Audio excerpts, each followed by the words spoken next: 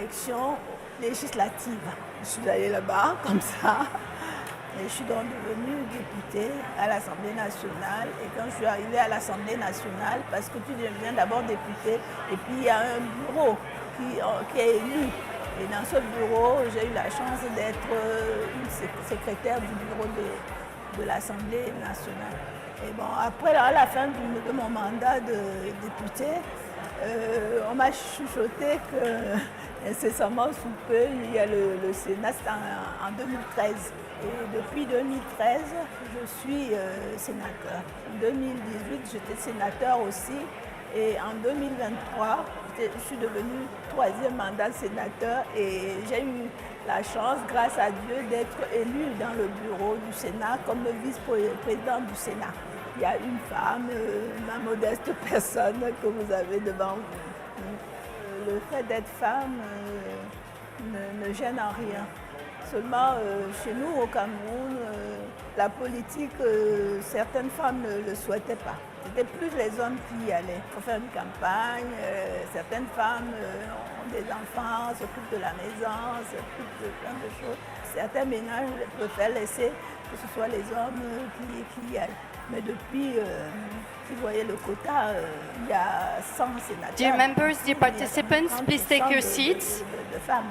Les femmes aujourd'hui, elles sont là. Il faut compter avec elles et avec peu de moyens.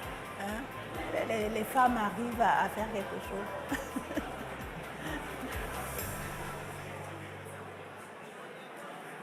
Achieving gender equality action by action.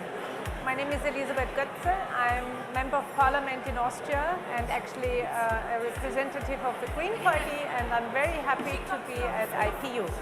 Actually, I started in local politics quite a while ago, but was elected to Parliament 6 years ago. And in the Green Party, we have an election mode which makes sure that women are represented equally on the lists, which means every second person has to be either a man or a woman. That makes equal chances for both sexes, sort of, or for men and women in that case.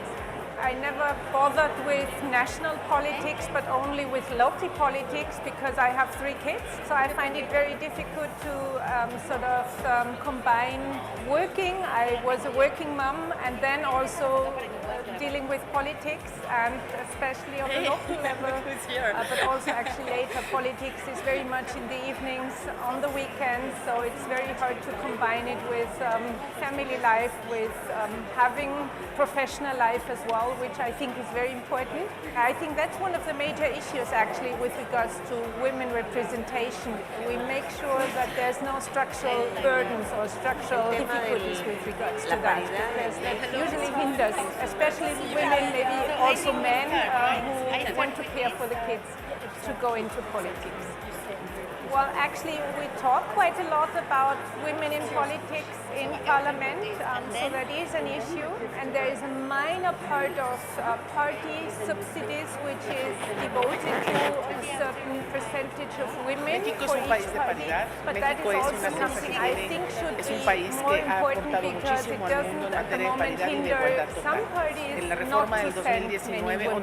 And as a matter of fact, in Austrian Parliament for now we have 36% women, which maybe doesn't sound so bad, but we already were above 39%.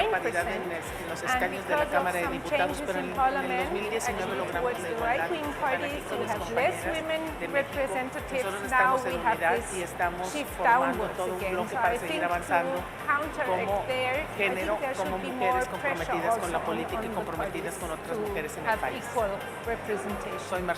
Well, first of all, I think with regards to subsidies for parties, I think there should be good more morning to everyone.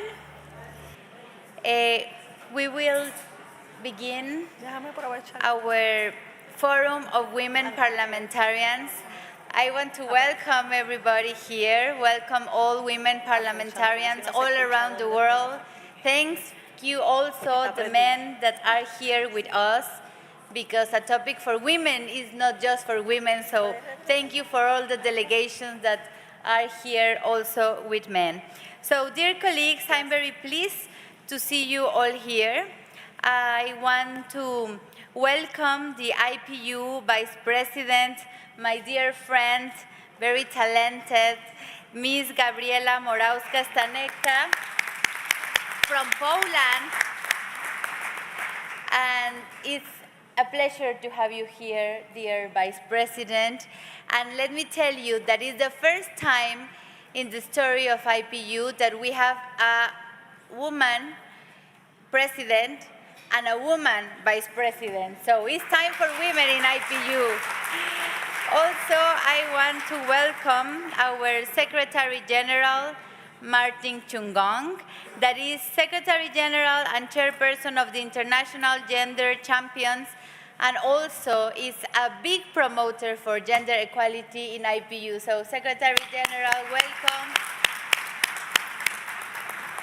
And also, I want to congratulate you, Secretary General, because you will be retired in 2026. We will miss you so much.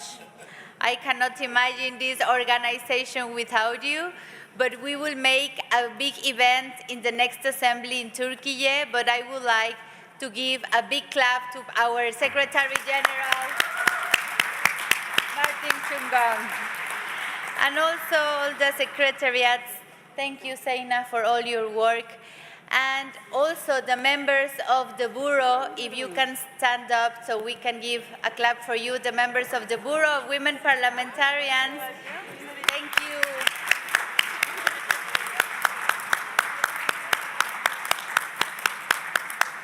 Thank you so much. Thank you, Speaker Muti, member of the Executive Committee, for being here. And of course, I say hello to my delegation, Mexico. Thank you for being here. Marcela and all the members of Parliament, thank you, Mexico, for being a great delegation. So it's a great honor to have you both with us today. It's a great pleasure for me to preside over this session of the forum in my role as President of Bureau of Women Parliamentarians. This year is very special for us as it remarks the 40th anniversary of this forum.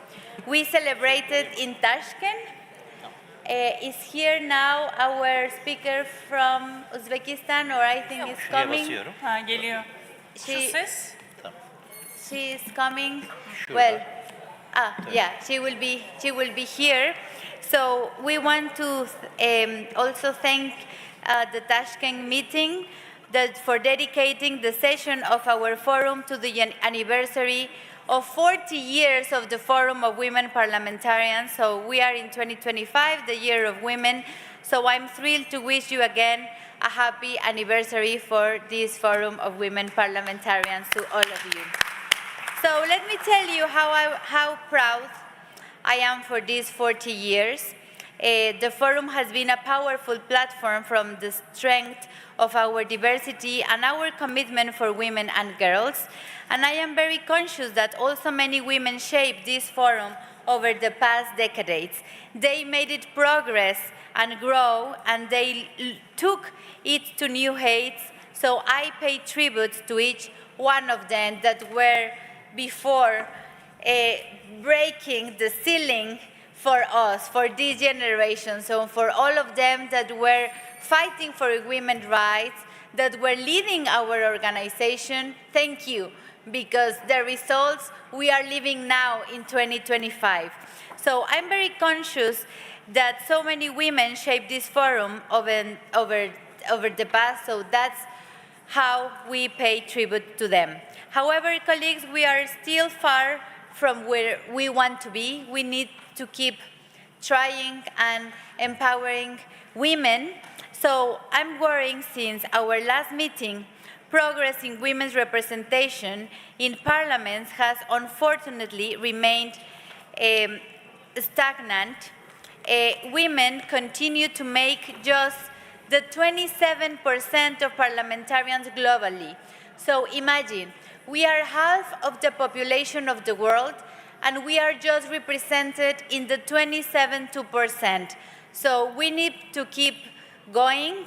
We need to keep working very hard with women parliamentarians. and we will have special workshops in the next assembly, because we have seen a lot of women that resign their positions because a lot of things. So we will have a specific workshop in the next assembly in Turkey about how can we live with social media, with harassment, with this violence, so women not decline their positions. So I'm also worried to see hard-won rights and freedoms of women and girls being challenged. I'm afraid that despite progress, equality, and empowerment for all women and girls, leaving none of them behind remained a too distant dream. So this reality must prompt us to act with greater urgency. I call on all of us to integrate gender equality into every discussion. It's not just a topic for women, it's a horizontal topic that has to be across every single topic we are discussing. So I also call on to promote parity in the line with the plan of action adopted by our Global Conference of Women Parliamentarians in Mexico in March this year. So, dear colleagues and friends, this year is a moment of reflection, recommitment, and acceleration, and we mark 40 years in the establishment of this forum and 30 years from the adoption of Beijing Declaration and Platform for Action, and 25 years of Women, Peace and Security Agenda. These milestones call on us to take action.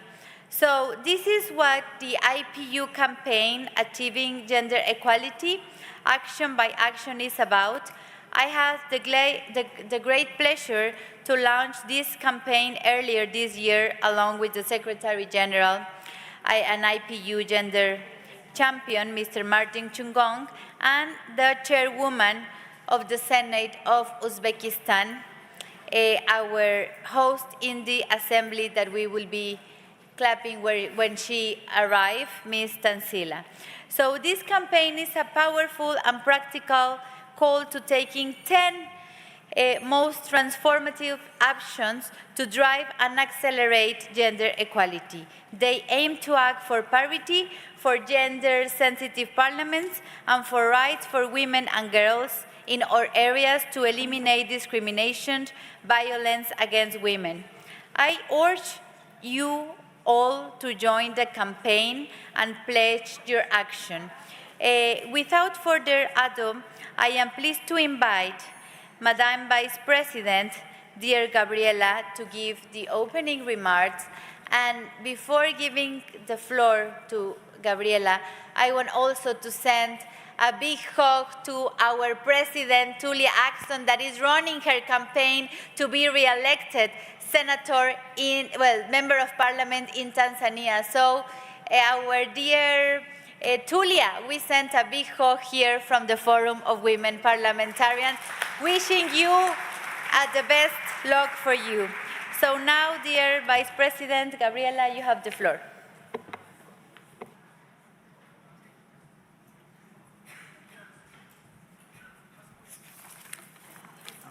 Okay. Okay. Good morning. Madam President of the Bureau of Women Parliamentarians, Mr. Secretary General, dear colleagues, distinguished guests, ladies and gentlemen, it's a great pleasure to be here with you today and open this forum in my capacity as Vice President of the IPU. This forum reminds us of the unique strength that emerges when women came together to deliberate, to question, to act. I'm very proud that for me, than 40 years, this forum has been a driving force behind the IPU's milestone work on gender equality. This is where change for more equality in rights, in opportunities, and in the life realities of women and girls begin through dialogue that is inclusive, informed, and grounded in solidarity among the world's women legislation and leaders of parliaments. This forum also always succeeded in extending its impacts so that the perspective and priorities of women are high not only here at the IPU, but also on the agenda of our parliaments, our nations. I congratulate all of us for 40 years of strength, resolve, solidarity, and support for women and girls and for gender equality. Today, you will be discussing the importance of recognizing and supporting the victims of illegal international adoptions and taking measures to prevent this practice. This topic strikes at the heart of our human values, the right to family, to identity, and to protection from exploitation. From a gender perspective, we know that women and girls, mothers and daughters are at the center as those whose rights are violated as victims and survivors of violence, and in all cases as those carrying the lifelong trauma of separation. Illegal international adoption doesn't occur in isolation.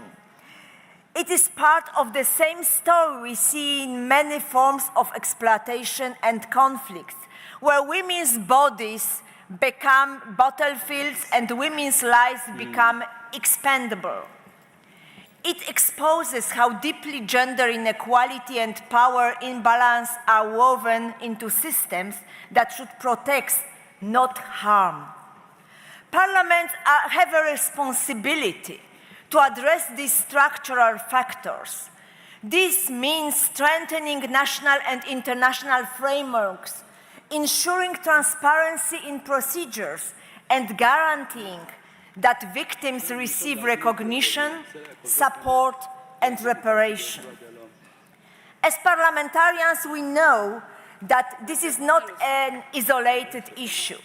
It is part of the same global challenge that demands cooperation, clear rules, and respect for international standards. It is intertwined with human trafficking, a practice that thrives on gender inequality and treats women's and girls' lives as commodities. Our collective action must reaffirm that such violations are unacceptable and that protection, justice, and prevention are shared obligations. Colleagues, I was pleased to see that later this afternoon you will reflect on new leadership, new and founded on parity. Each of us knows how demanding the path to leadership can be. Our stories reveal the same determination to serve, to bring others along, and to open doors that once seemed closed. This afternoon panel discussion is an important opportunity to pause and reflect on what leadership means and what new leadership can be. Every women leader here carries a story of persistence, courage, and purpose. This individual journey from a collective narrative of change. With influential women joining the panel, your discussion will aim to inspire and to build a shared understanding of what transformative leadership means today. By sharing now, we have navigated obstacles, built alliances, and opened doors for others. Let's turn experience into guidance and barriers into bridges. Looking ahead, our work is ensured in important milestones. CEDAW's General Recommendation number 40 on the equal and inclusive representation of women in decision-making and the IPU Plan of Action for Parity in Parliament, adopted at the Global Conference of Women Parliamentarians in Mexico this year, a shared path forward is charted. I look forward to the Governing Council adopting the Plan of Action for Parity at this Assembly, so that the IPU continues to be front-runner of true and complete equality. I count on your support to mobilize your respective delegation for that. Progress is never guaranteed, especially at a time when women's rights and freedoms are being questioned.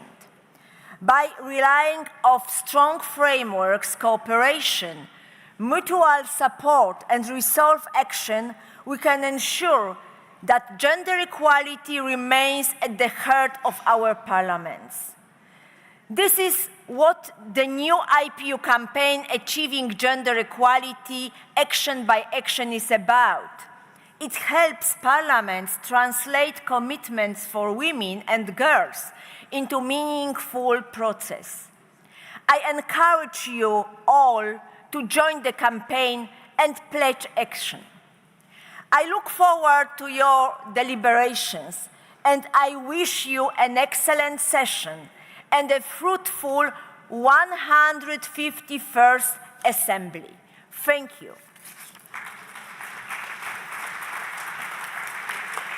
Thank you so much, Madam Vice President, dear Gabriela, for your inspiring words, your strong commitment and ongoing support in this forum. Thank you so much. And Mr. Secretary General, thank you once again for being with us. We appreciate our outstanding support to gender equality and to the work for this forum. So, Madam Vice President, Secretary General, we all know how packed your agenda is, so please feel free to let's continue in this debate. So, adoption of the agenda. Dear colleagues, let us now begin our work with the adoption of the agenda.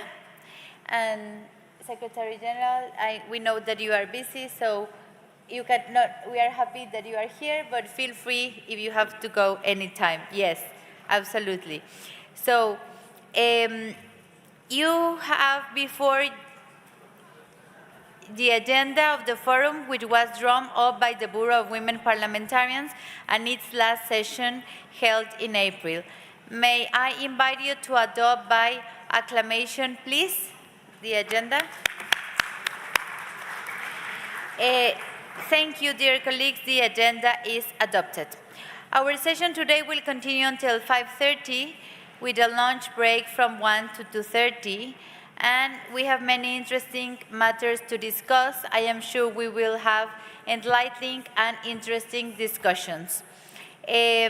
So let's go to the point number 3 in the agenda. We will consider item 3, that it focused on recent IPU activities to advance gender equality. First, we will listen reports of the work of the Bureau of Women Parliamentarians from Ms. Maipelo Mofuting from Botswana. She is coming. So, dear Maipelo, you have the floor.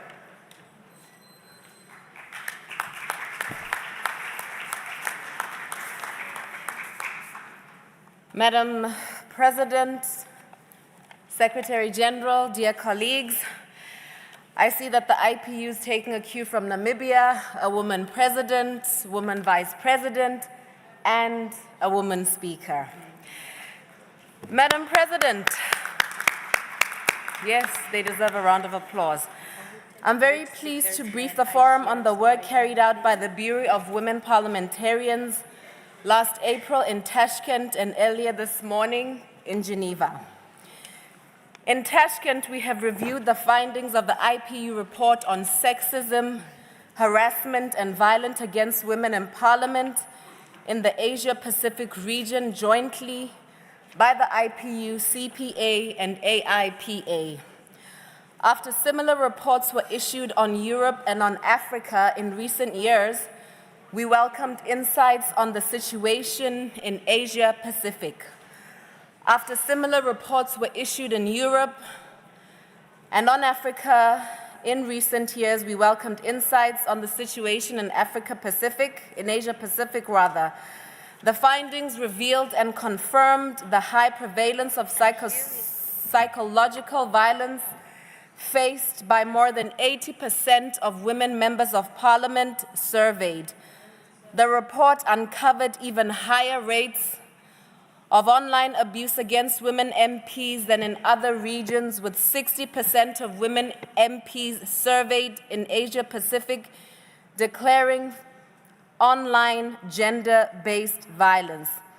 Determined to propose effective measures to counter this tech-facilitated violence that has a huge impact on women's political careers, our Bureau of Women Parliamentarians tested a new and innovative e-safety training.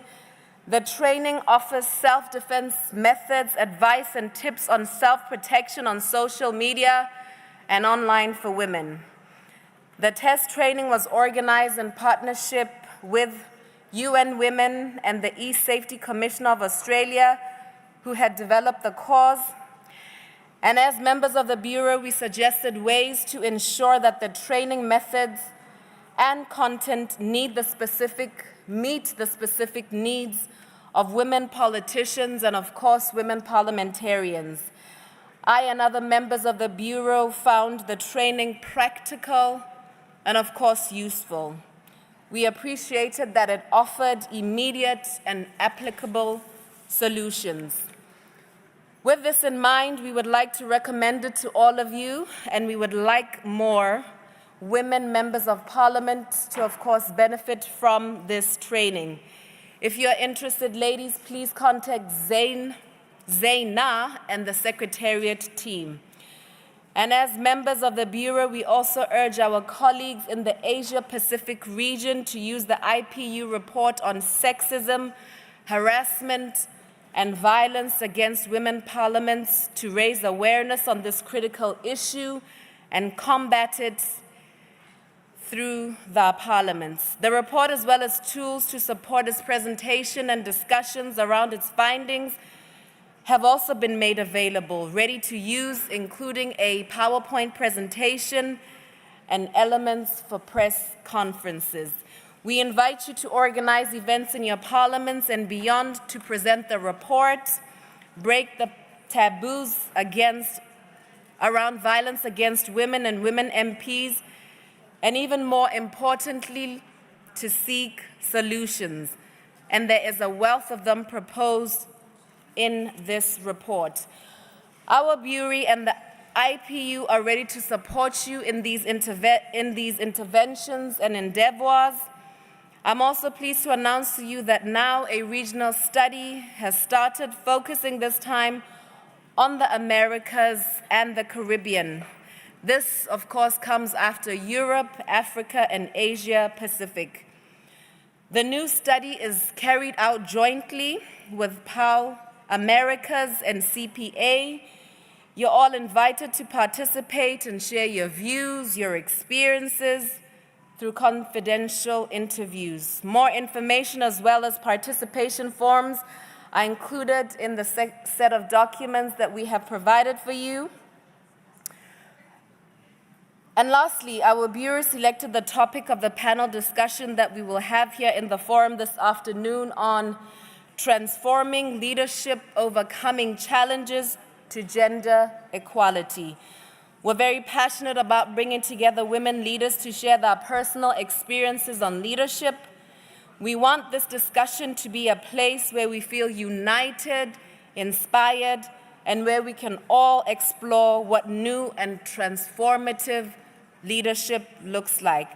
I therefore invite you all to take part in this important discussion.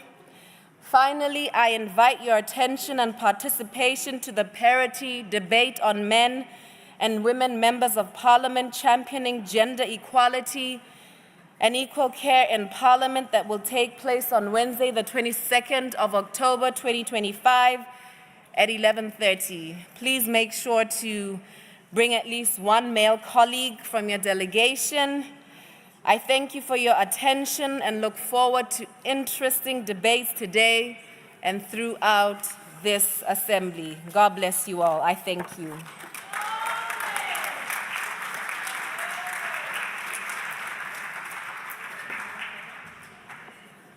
Thank you so much, dear Maipelo, for this report. It was very informative. Thank you so much. So now we will hear a report on the work and recommendations on Gender Partnership Group from Ms. Sevil Mikhailova from Azerbaijan, also member of the Executive Committee, who is one of vice presidents of the Executive Committee and member of its Gender Partnership Group. So, Ms. Mikhailova, you have the floor. Thank you. Thank you very much, Madam President. Dear President of the Forum of Women Parliamentarians, dear President of the Inter-parliamentary Union, dear colleagues, it is my pleasure to brief you on the work of the Gender Partnership Group. As you know, the group aims to promote equality in participation by men and women, both within the IPU and national parliaments. Yesterday, the group held its first sitting here in Geneva, and as per our mandate, we began by monitoring the participation of women delegates at this assembly. As of yesterday, 37.1% of the delegates announced here in Geneva were women. This is close to the percentage at our last assembly in Tashkent and better than the previous 5 assemblies. This is good news, colleagues. Let's hope that these figures are confirmed as the assembly progresses. As you know, our ultimate goal is parity, but the devil is in details, and here there is a lot of contrast. Out of 125 delegations of at least 2 members announced, 8 are all male and 1 all female. This is similar to the situation in Geneva a year ago and a fairly low number compared to previous years. But we also have 11 single-member delegations announced. Among them, 9 are composed of a man and 2 of a woman. So, all in all, we are expecting 17 delegations to be only represented by men and 3 only by women. We also looked at gender balance in delegations. By that, we mean delegations that are composed of at least 40% of men and 40% of women. Here we saw a decrease from the record high of 49 delegations that were gender balanced at the past 2 assemblies, down to 40 here in Geneva. So we know we can do better, colleagues, and we must do better. Within every geopolitical group, there are gender-balanced delegations, so we can serve as a role model to one another within our respective groups. The group also welcomed the release of the 2nd edition of the Toolkit for Gender-Responsive Assemblies, which was developed by the International Gender Champions in collaboration with the IPU and the women in the table. The Toolkit is how to guide to create an enabling and inclusive environment for women's participation and make sure assemblies deliver on gender equality. The Toolkit will be presented in more detail this afternoon at the forum. In this tool, you will find many of the pioneering policies that the IPU has been advancing over the years. Our group is proud to have been at the forefront of these activities and advances. We encourage you to take this toolkit home and apply these tips and good practices provided. Colleagues, the group also reviewed progress in the implementation of the IPU policy against harassment, including sexual harassment, at assemblies and other IPU events, as requested within the policy itself. At this assembly, the policy is being made more visible than ever before, and for the first time, the IPU is offering training on anti-harassment to participants. This will be on Wednesday, 22nd of October at lunchtime. We encourage all of you to take the part. The group also invites you to reach out of the IPU Secretariat should you be interested in carrying on similar training in your own parliaments. The anti-harassment policy foresees that the Gender Partnership Group reports on its implementation every 2 years. So this was discussed at our session also. Since the adoption of the policy 2 years ago, 11 incidents were recorded, and those who made these complaints, in all cases, measures were taken to protect the victim. Our group welcomed the fact that more and more people feel comfortable to report incidents at the IPU, which shows there is growing awareness and trust in the response mechanism. Finally, the group will continue to hold dialogues here in Geneva with delegations that have less than 10% women in parliament to offer our support. We know the value of peer-to-peer support, and there is a lot that we can learn from one another as we pursue gender parity in decision-making. Colleagues, the group counts on your continued support to promote this agenda at the IPU and in your respective countries. Thank you for your attention.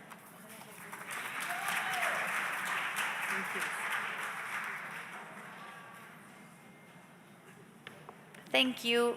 Thank you so much, dear Seville, for your valuable presentation. So, dear colleagues, let us turn our attention to recent gender equality activities carried by IPU. So I'm pleased to invite Madam Speaker, Ms. Muti, to have the floor. And also, I want to thank you, the speakers that are here, and especially the Speaker of Malta. Thank you for being here, dear Speaker. You are a man example to be here in the Forum of Women Parliamentarians. Thank you so much. Also, Speaker from Zimbabwe, thank you for being here, our dear Speaker. Our Speaker of Zambia that is ready to be in the floor, Ms. Muti. Thank you. Speaker of South Sudan, thank you. And our dear speaker from Australia. Where is our speaker? Milton. Thank you, dear Milton, for being here as a main speaker here in the Forum of Women Parliamentarians. Thank you so much. So now, Speaker Muti, you have the floor. Thank you very much, Senator Cynthia Lopez Castro, President of the Bureau of Women Parliamentarians of the IPU, esteemed members of Parliament, dear colleagues. The 15th Summit of the Women Speakers of Parliament was held on the 28th of July, 2025, and preceded the 60th World Conference of Speakers of Parliament. We met at a pivotal time, 30 years since the Beijing Declaration and Platform of Action, and 25 years since the Women, Peace and Security Agenda. Our discussion reflected deep concerns about the state of the world, which is marked by rising polarization, declining trust in institutions, and continuing conflict. Women and girls bear the greatest burden, yet their leadership remains unrepresented. We agreed this must change, as it is essential for sustaining peace and democracy. At the summit, we agreed on 4 key areas of action. First, we agreed that rebuilding trust in democracy must begin with inclusion. Parliaments must be representative, gender-sensitive, and free from violence and harassment. We must ensure that women, and young women in particular, can exercise their leadership safely, confidently, and effectively. Second, we agreed to place gender equality at the heart of peace and security. Women must lead peace negotiations, humanitarian response, and recovery efforts. We affirmed that upholding international humanitarian law and applying a gender lens to every stage of peace building are essential for lasting peace. Third, we agreed that our responses to climate change and technological transformation must put women's leadership at its core. Women's leadership in climate change, science, and innovation is vital to sustainable progress and ensuring that digital green transitions leave no one behind. Fourth, we agreed that gender parity must become the norm, not the exception. While women's representation has advanced, true parity remains distant. Achieving it is fundamental to democracy, to democratic legitimacy, and effective governance. That is why we all joined the IPU's Achieving Gender Equality Action by Action. Action by Action campaign, and I invite all of you to also join that campaign and take the transformative actions it calls for. Making 25 years of women, peace and security agenda, the summit renewed our collective commitment to its full implementation. We appreciate this forum's leadership in advancing this agenda in parliaments across the world. Through your work, women's voices become stronger and the cause of peace more inclusive.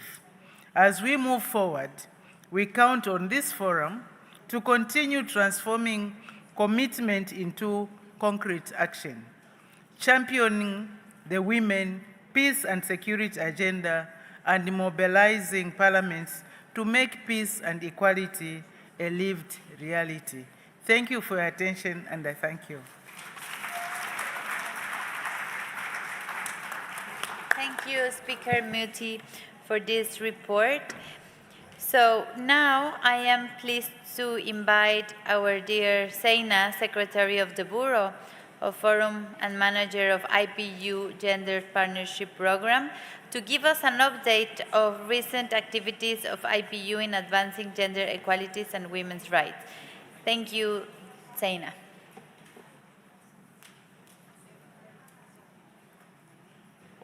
Thank you very much, Madam President.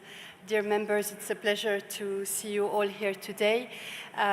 Yes, Madam President, this year was a very rich and important year for all of us at the IPU. And for all of you, we know your commitment and your engagement on gender equality, and we are very pleased that this year has been a rich year for gender equality at the IPU. Dear members, as you know, you have decided that the theme of this year for the work of the IPU would be focused on gender equality. Why? Because it's a year of milestones. As Madam President said at the beginning of this meeting, the Beijing Plus 30 review, the 25th anniversary of the Women, Peace and Security Agenda were important milestones to mark this year. Another important milestone was the 40th anniversary of this forum. Congratulations to each and every one of you for such a long and unique platform. However, this year we've also noticed very worrying trends with attempts of rollbacks on gender equality, women and girls' rights, as well as with stagnation in women's participation in parliament. For the first time, for many years, the progress of women in parliament has stopped. So with these worrying trends, the IPU has decided, and you have decided, to focus attention this year on gender equality. Thank you for that. There have been a lot of events this year focusing on gender equality, including a conference of women parliamentarians hosted by Madam President in Mexico under the patronship of the President of Mexico, the first ever woman president of the country, Ms. Claudia Sheinbaum, who has received you in Mexico, the country of parity, and where 500 participants in the Global Conference of Women Parliamentarians adopted a flagship plan of action for gender parity in Parliament. This plan of action will be submitted at this Assembly to the Governing Council for adoption, making it an IPU plan of action for gender parity. Congratulations, Madam President. Under your leadership, parity has become the norm here at the IPU, because yourself and the Bureau of Women have also succeeded in changing the IPU statutes and rules to make parity the norm and the way to go. So a big congratulations to your leadership, Madam President, and to the leadership of the Bureau of Women. The campaign on gender equality, on achieving gender equality action by action, has made great strides this year as well, with dozens of MPs and speakers joining. We really, really invite you to be part of the gender equality campaign, to speak about it, to join it, to pledge action. This campaign aims to accelerate action. It gives you 10 actions that are the most transformative, the most impactful that you can take as members of parliament.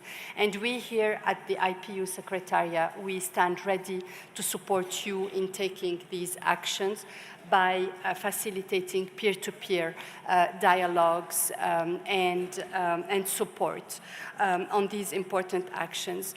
I don't want to take too much more of your time, but just to let you know that we have also this year very much advanced a partnership and coalition building between parliamentarians and young men and women in civil society through youth movements and women's movements. We're offering many platforms. Madam President, you were at the United Nations General Assembly a few weeks ago, and you have hosted such intergenerational dialogues between MPs and young women and young men fighting for democracy. Thank you for that. And these are very successful events. There will be one of these events taking place during this assembly on 21 October as well. I will finish by saying that the youth movement at the IPU has also been very, very active on gender equality with the 11th Global Conference of Young Parliamentarians held in Peru last month, focusing on the theme of gender equality as well. Madam President, I hope you are happy with all these achievements this year, and that the Forum, who is the leader of this organization on gender equality, is also happy and welcoming these achievements. Thank you very, very much for your support and for your attention. Thank you, Madam. Thank you, dear Zeina, for all your work, your passion in the Forum of Women Parliamentarians. And I want to thank also the government of my country, Mexico, especially the first woman president in 200 years, President Claudia Sheinbaum, to all the support for making the first conference of women parliamentarians. I feel so proud to have the first president women in Mexico, and also very happy to host this Forum of Women Parliamentarians that let me tell you, that is the first conference of women in the story of IPU. So now we will have a conference of women each year. Next year we will have Serbia. We will send you the invitations, and we are planning maybe the next one to be in Uruguay, but also if you are interested to make this conference in your country, please let us know, because we want to make this conference every year of women parliamentarians. And also, yes, let's give an applause to Serbia that will be hosting the next conference of women.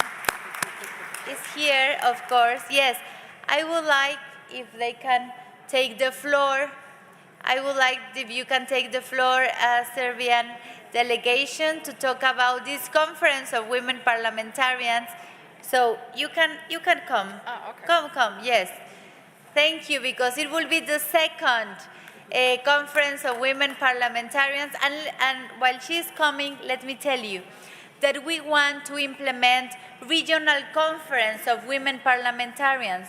So we are planning in Thailand to plan our regional conference, but also if any country is interested in host a regional meeting of women parliamentarians, please let me know so we can plan, because we are very interested to have regional meetings in this period of IPU. So you have the floor to talk us about the Women's Conference.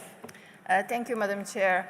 First of all, thank you everybody for this opportunity to represent next Women Conference in Serbia in Belgrade in June 2026.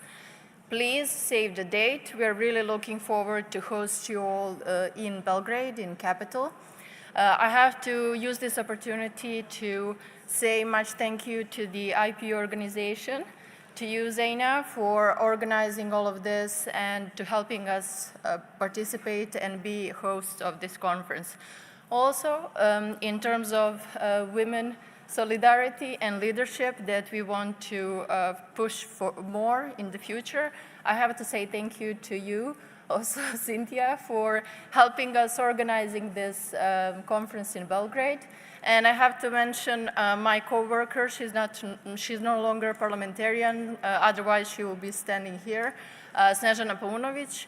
She is the person that cooperated this with Cynthia, and thank you so much. This amazing woman is the reason that we are able to host this conference in our beautiful country. So in terms of empowering each other and collaborating together to empower our positions and to empower the possibility to be seen, to be heard, and to share experiences, I thank you once more to all of my amazing women that gave this opportunity to me to be here to speak about this. And we will host you in Belgrade. We're preparing wonderful things. We will notify you about all of the details in due time in next following months. So please save the day for now and see you in Belgrade. Thank you. Yes, can you tell us the dates so they can save the date? Yes, of course. So the dates, we already gave you the leaflets. They are on your tables. So you can see the dates are from 2nd to 4th of June in 2026 in Belgrade. Of course, if you need anything or need additional information, please don't hesitate to contact us while we're here. But as I said, we will give you in due time all other information regarding the subject, what we will be working on, and what interesting content we will be provide in the future. Okay, thank you so much. Thank you, and please send a big hug to our dear friend and now is Minister, Ms. Paunović, because she was she creates this idea. She was Member of Parliament, and before being a minister, she said that she wants to be the host of these women parliamentarians. So, Ms. Paunović, thank you so much. Okay. So now we are in the item 4, is our agenda, is the contribution of the Forum to the work of the 151st Assembly.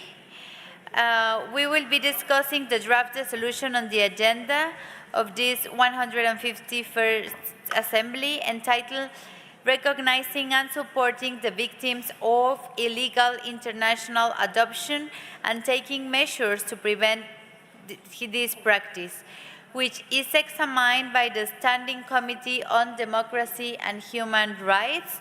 So our purpose is to discuss this draft resolution from a gender perspective, so that amendments can be drawn to make the draft more gender-focused, responsive, and inclusive to the needs and interests of women and girls. This will lead to concrete recommendations on gender-related amendments to be submitted by the Forum to the Standing Committee. So, dear colleagues, I would like to, the Bureau of Women Parliamentarians has nominated a chairperson and a rapporteur for our debate on the resolution, recognizing and supporting the victims of illegal international adoption and taking measures to prevent this practice. So, Dionysia, Member of Parliament from Greece, as a chair, and my dear Sosnibar from Armenia was nominated as a rapporteur. So we invite you to approve these nominations by acclamation. And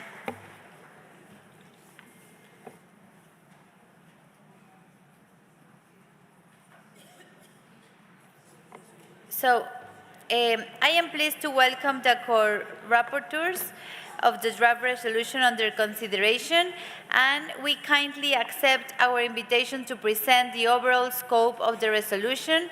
So Mr. Michael from Belgium and Mr. Sasmit Patra from India will introduce the draft resolution. So Mr. Michael, the floor is yours.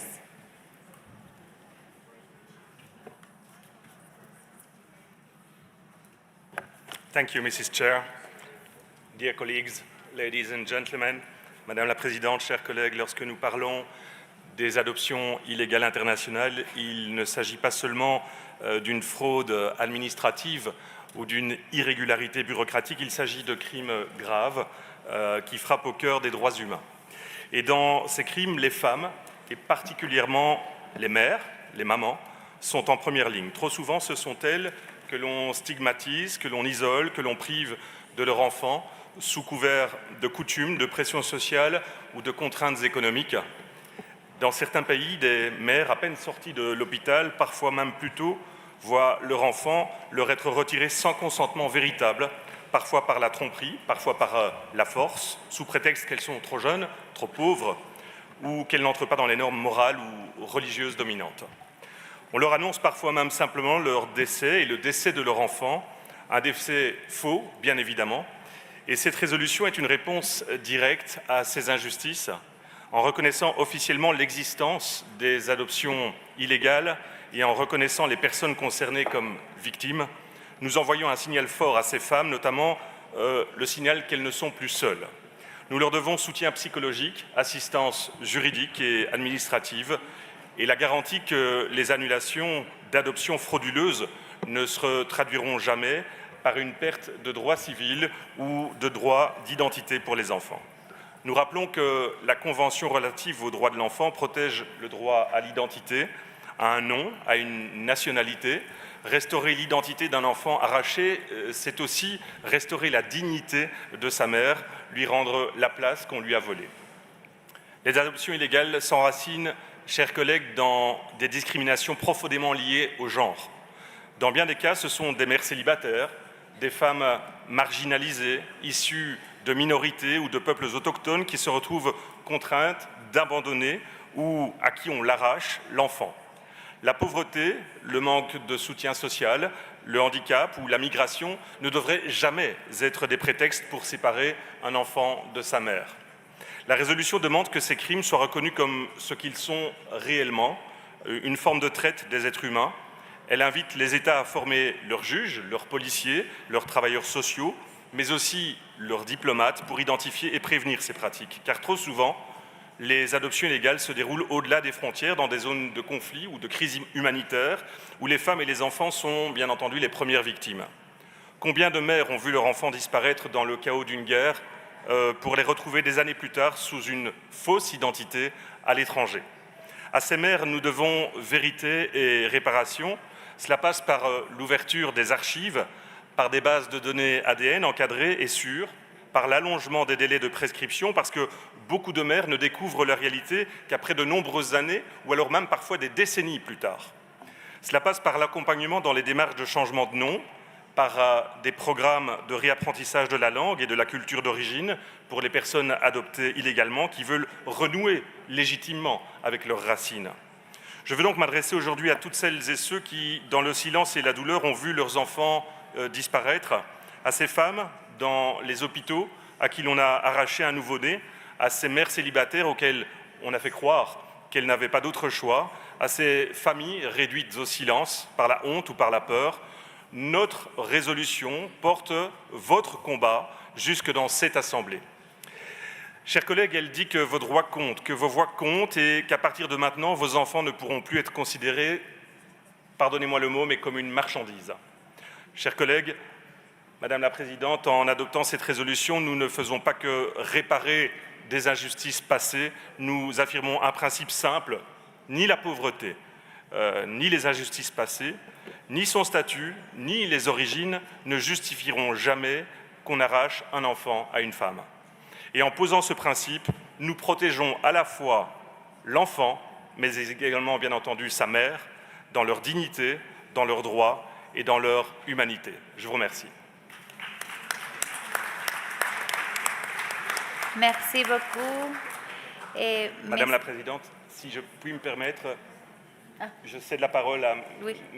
If I may, I give the floor to my colleague, my excellent colleague from India, Mr. Patra, who would like to say something about this resolution. Mr. Patra, you have the floor. Thank you so much, Honourable Michael, the rapporteur of this resolution, Honourable Chairperson. I do not have much to add after my distinguished colleague has already provided insights about this resolution. But as parliamentarians, when we stand today, and family as a unit of love and affection becomes more complete when there is a child.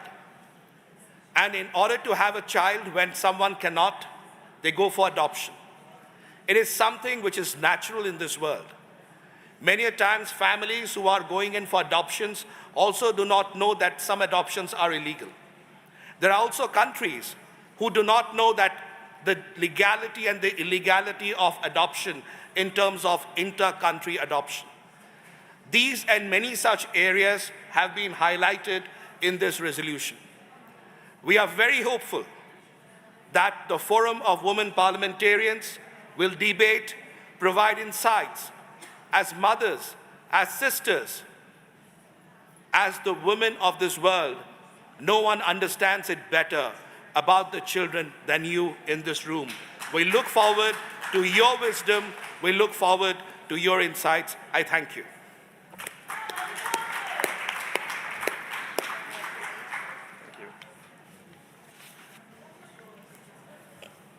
Thank you so much, Ms. Mr. De Macht and Mr. Patra, to have very informative presentation. Thank you so much. Your contributions are very useful for this Forum of Women Parliamentarians. So thank you so much. And we will be very pleased if you could stay with us to contribute with the discussions. Yes, if you can. So colleagues, I will invite you to fill the evaluation from the form of the forum regarding its works and proceedings. So you can scan the QR code, which is appearing now. No, the next one with the QR code, please. Okay, so I will invite you to scan with your phone the QR code which is appearing, and now I will leave as the chairperson a member of the Bureau, Ms. Dionysia from Greece, who will preside over the debate on behalf of Bureau, and we see you later.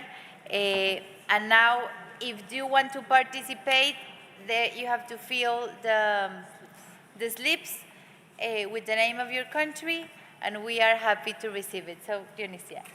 Thank you very much, Madam President.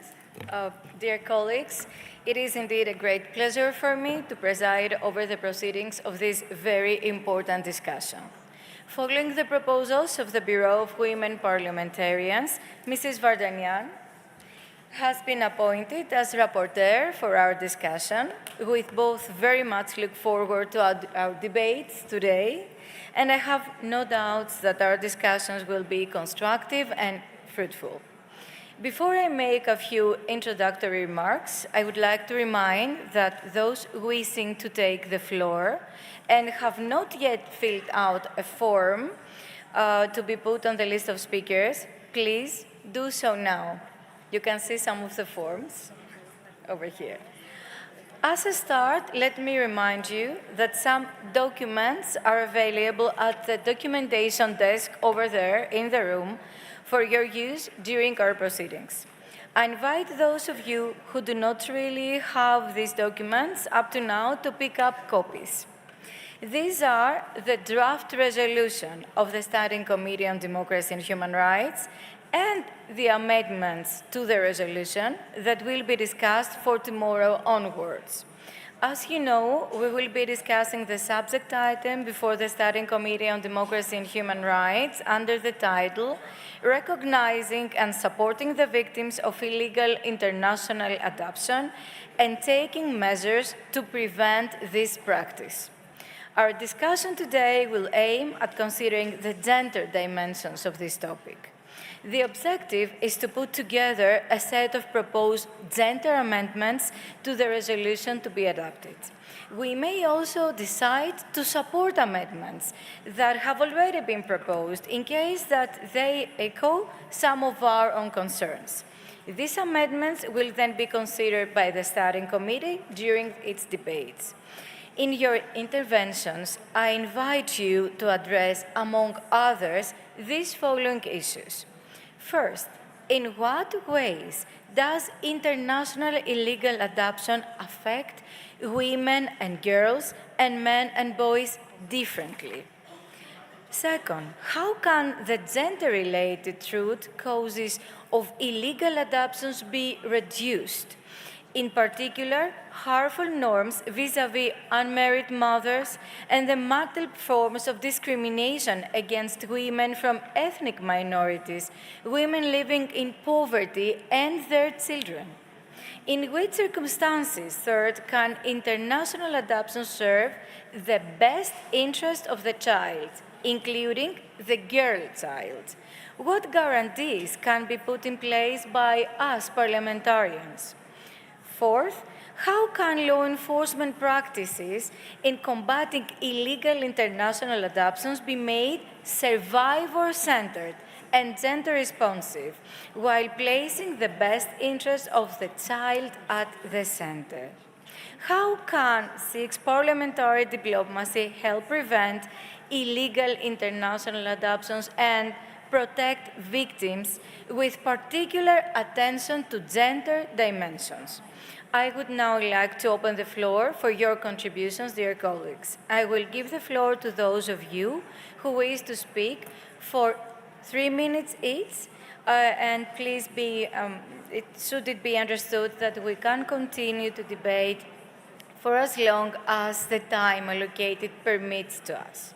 I would like to encourage us to make sure that we have a lively exchange of views during these discussions. May I also ask the speakers to state their names and the names of their delegations clearly for the record.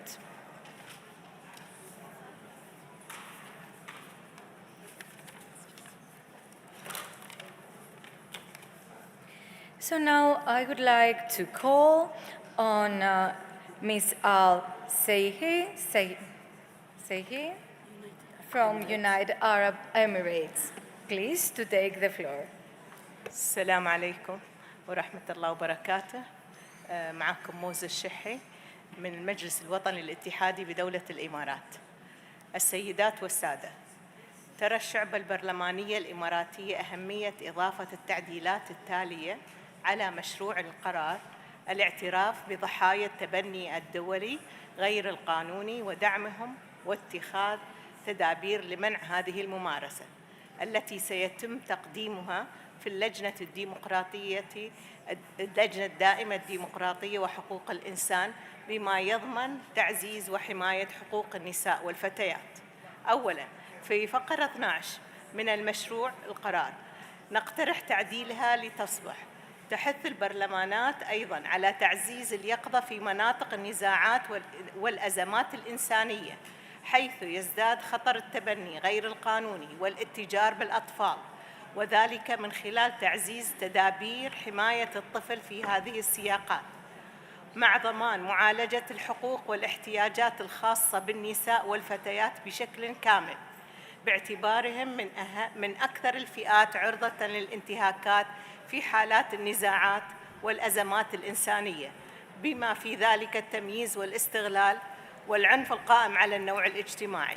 نرى أهمية تعديل هذه الفقرة، حيث تشير تقارير الأمم المتحدة إلى أن الفتيات في مناطق النزاعات قد تشكل النسبة الأكبر من ضحايا الاتجار بالبشر والاستغلال الجنسي والزواج القسري بشكل متزايد، ففي بعض مناطق النزاع تقدر نسبة الفتيات بين ضحايا الاتجار بما يتجاوز 70%. ثانياً، نرى أهمية إضافة فقرة جديدة بعد فقرة 16 التي تشمل إدماج منظور مراعي للنوع الاجتماعي في جميع التدابير الرامية إلى منع ومكافحة التبني الدولي غير القانوني، وذلك من خلال ضمان معالجة الحقوق والاحتياجات الخاصة بالنساء والفتيات. تهدف هذه الفقرة إلى التأكيد على ترسيخ مبدأ المساواة بين الجنسين وضمان إدماجه في السياسات والإجراءات المرتبطة بالتبني الدولي غير القانوني. هذا وشكرا لكم على حسن استماعكم.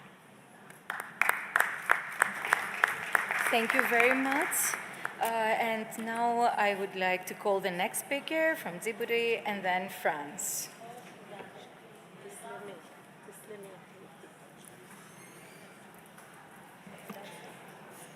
Merci Madame la Présidente. Sophie Mette en fond de salle.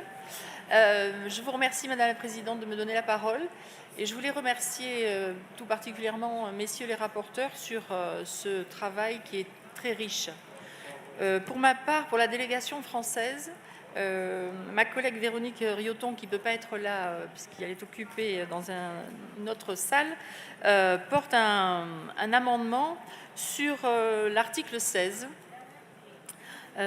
Et ce présent amendement vise à garantir que chaque État conserve ses archives concernant les adoptions illégales internationales.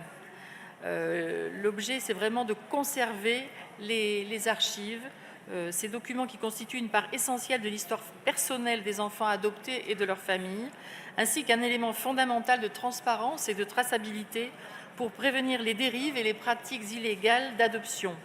La préservation des archives est donc une condition indispensable au respect des droits de l'enfant. Ce point important de la conservation des archives est issu aussi de discussions avec des associations de la société civile qui ont insisté pour que cette conservation soit notée dans cet article. Je vous remercie. Et bien sûr, nous demandons votre soutien.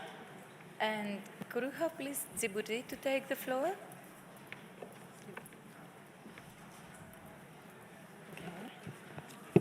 Merci, Madame la Présidente de séance.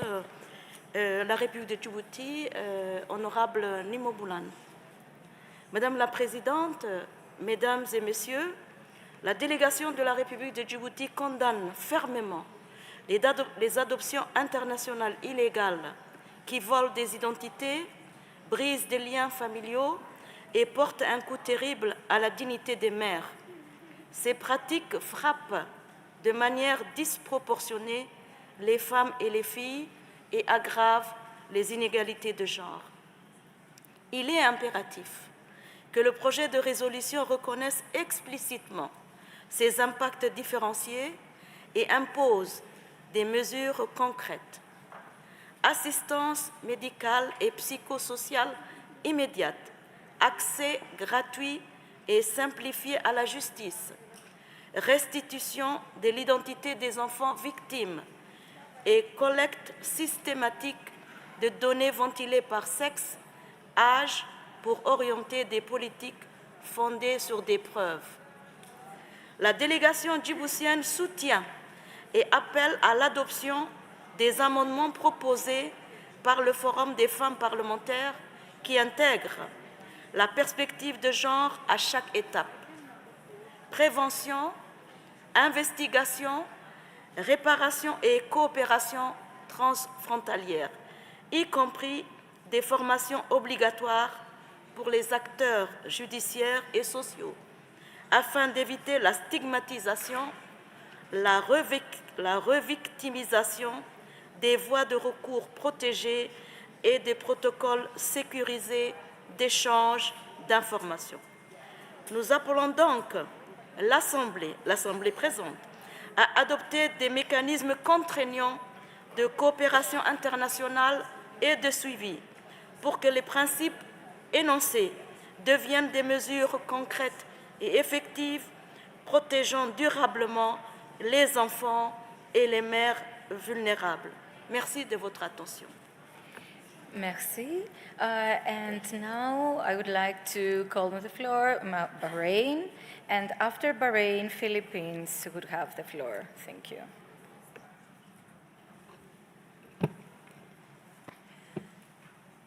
الزميلات والزملاء الكرام، السلام عليكم ورحمة الله وبركاته.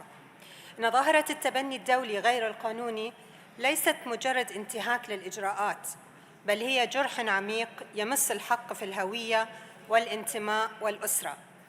كثير من الأطفال انتزعوا من أمهاتهم عبر الخداع أو الإكراه أو تزوير الوثائق، وكثير من العائلات عاشت سنوات من الألم والبحث دون أمل في معرفة مصير أبنائها.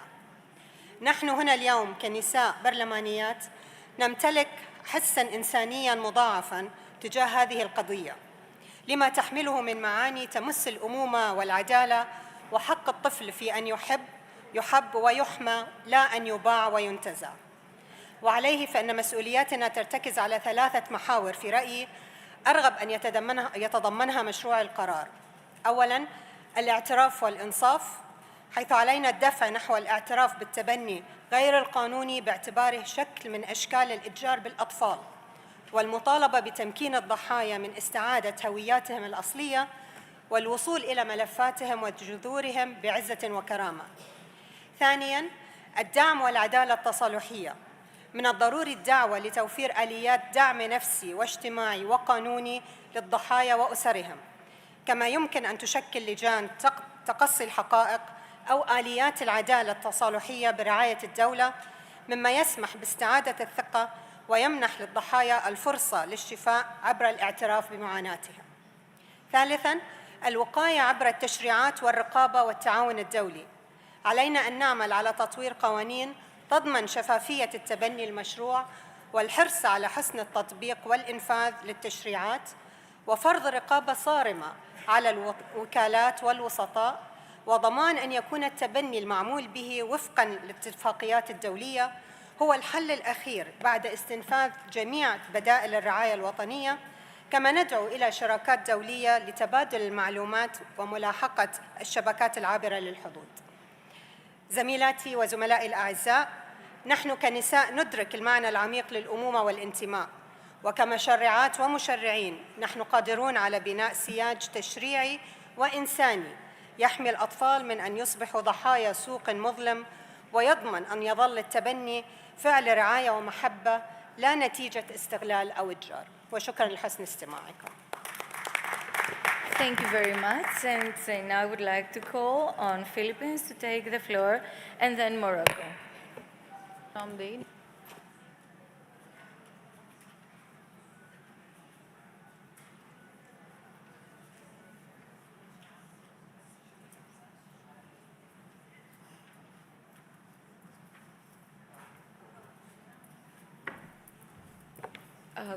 If Philippines hear us, they're called upon to take the floor. If not, let us give the floor to Morocco, and then we'll call Philippines again. So Morocco has the floor.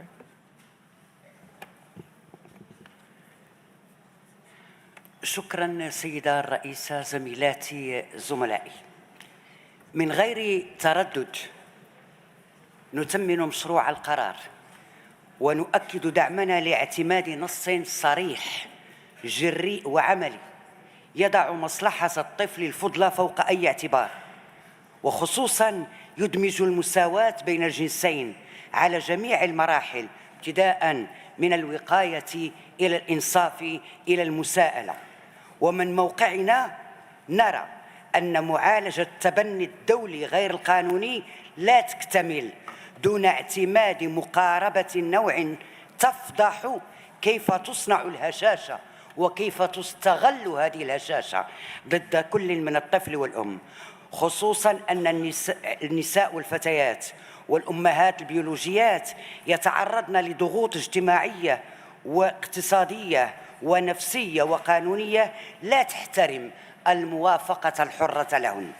انطلاقاً من ذلك وفي اتجاه التعديلات الإيجابية نطالب بمقاربات ثلاث مترابطة. أولاً الاعتراف بهؤلاء الضحايا بشكل رسمي، ويترجم هذا الاعتراف إلى إجراءات ملموسة من قصد الوصول إلى السجلات والهوية وتوفير المساعدة الضرورية على المستوى القانوني والنفسي. كما ينبغي ضمان الموافقة الحرة للأم والأسر واتخاذ الإجراءات كل الإجراءات التي لا تؤثر على الروابط العائلية. ثانياً تعزيز الرقابة على الوسطاء وعلى الوكالات وتجريم السمسرة في مجال التعامل مع الأطفال، واعتماد دقيق متعدد للتأكد من قابلية الطفل للتبني قانونياً ومن صحة الوثائق. كما نطالب أيضاً باعتماد الحس الجندري من خلال تمكين السلطات المركزية للتعاون العابر الحدود من المعلومات في أسرع وقت ممكن، ودعم المساعدة القانونية المتبادلة والتحقيقات المشتركة ضد الشبكات الإجرامية.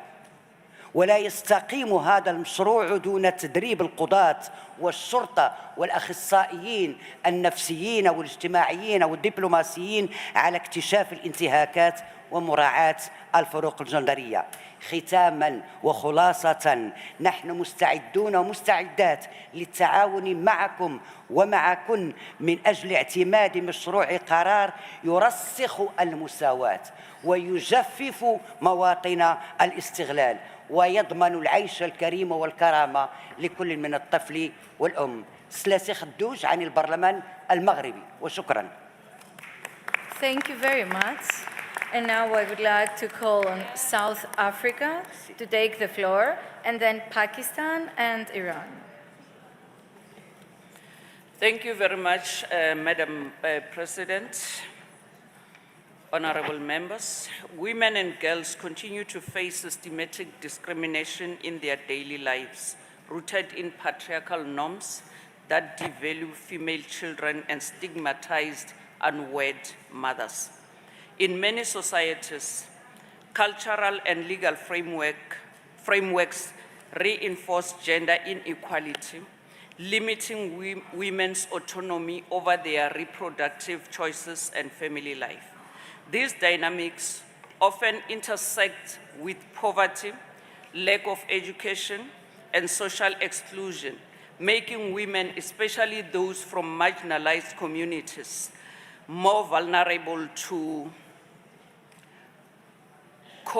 coercion, misinformation, and exploitation in their context of inter-country adoption. In some jurisdictions, women are even denied the right to confer citizenship to their children, further compounding their disempowerment and vulnerability of their offspring. Given these realities, it is imperative that any support provided to victims of illegal inter-country adoption be guided by the principle of non-discrimination and gender inequality. A gender-sensitive approach ensures that the unique harms experienced by women and girls, whether as birth mothers or adoptees, are acknowledged and addressed through targeted remedies. These include recognizing the psychological trauma and coerced separation the legal and social barriers to reclaiming parental rights, and the long-term identity struggles faced by female adoptees. Embedding a gender perspective in the resolution is not only a matter of justice, but also necessary step toward dismantling the structural inequalities that enable such violations to persist. In this light, the following amendments are proposed. Preamble 16 include patriarchal norms. Recognizing that gender-based discrimination, patriarchal norms, and violence often rooted in moral and religious constructs regarding the social and marital status of the mother, as well as the exclusion of certain groups such as minorities and indigenous peoples, have been key drivers of illegal adoption. New operative clause urges states to ensure that all remedies and support mechanisms for victims of illegal inter-country adoptions are gender sensitive and uphold the principle of non-discrimination in line with international human rights obligations. New operative clause, support for birth mothers. We therefore call upon states to provide legal, psychosocial, and economic support to birth mothers, particularly those who were coerced or misled into relinquishing their children, and to remove legal barriers that prevent women from conferring citizenship and accessing justice. I so move, Honorable Chair. Thank you very much. And ladies and gentlemen, let me announce that there has been a lot of interest for participants in our discussion, so the list of speakers is now closed. So let me pass on the floor to Pakistan.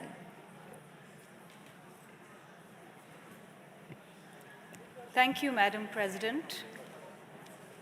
Good evening and Assalamu alaikum. When a nation gives its daughters voice, it gives democracy strength. Pakistan stands here today not to make promises, but to share progress. We are transforming the global agenda for gender equality into binding law and lived reality. This year, our Parliament enacted the ICT Child Marriages Restraint Act 2025, which prohibits marriage under 18 for girls. I had the honor of authoring this landmark law, one that protects every girl's right to childhood, education, and choice. It directly delivers on SDG 5.3 and fulfills our obligations under CEDAW and the Convention on the Rights of the Child. We are advancing the ICT Pre-Marital Thalassemia Screening Bill and the ICT Domestic Violence Prevention and Protection Bill, ensuring women's health, safety, and dignity, fulfilling SDGs 3 and 5.2. Our Maternity and Paternity Leave Bill 2023 grants 6 months of paid maternity and 1 month of paternity leave, valuing caregiving as a shared social responsibility and aligning with SDG 5.4 and ILO Convention 183. Pakistan has also taken firm steps to enhance women's participation in politics. Women now hold 20% of seats in the National Assembly of Pakistan, and political parties, including mine, the Pakistan People's Party, continue to promote women in leadership and decision-making roles. We draw strength from the legacy of Shaheed Mohtarama Benazir Bhutto, the first woman Prime Minister of Pakistan, who gave her life for democracy and for the belief that women belong to the heart of power.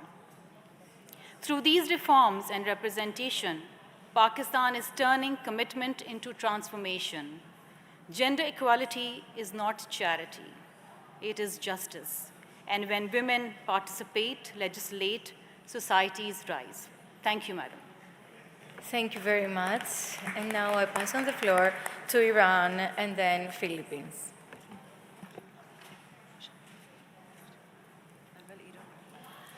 بسم الله الرحمن الرحیم. خانم ها و آقایان گرامی، دوستان عزیز و همکاران محترم، مایلم سخنم را با درود به زنان شجاع و فرهیخته‌ای آغاز کنم که در طول تاریخ در عرصه‌های علم و فرهنگ، مقاومت، رهبری و دفاع از خاک و کیان خود درخشیدند و الهام بخش نسل‌ها بودند. از حضرت فاطمه زهرا سلام الله علیها و حضرت زینب کبری سلام الله علیها که الگوی جاودانه ایمان، شجاعت و آگاهی است. Sorry for the interruption. We don't have translation, and we would like to hear what you say. Do you have any? Can I speak after the Philippine? Yes. Can I speak after the Philippine? Can we postpone after Philippine? Yes. Okay. Thank you. Thank you. I would like to call on Philippine to take the floor. Philippines, please. Excellencies, distinguished colleagues, dear friends. I am Georgina de Venecia, member of the House of Representatives of the Philippines. Illegal international adoption is not only a violation of children's rights, it is a gendered injustice that exploits women and girls at their most vulnerable. In the Philippines and many developing countries, about 78% of biological parents who relinquish children are women, most of them young, unmarried, or living in poverty.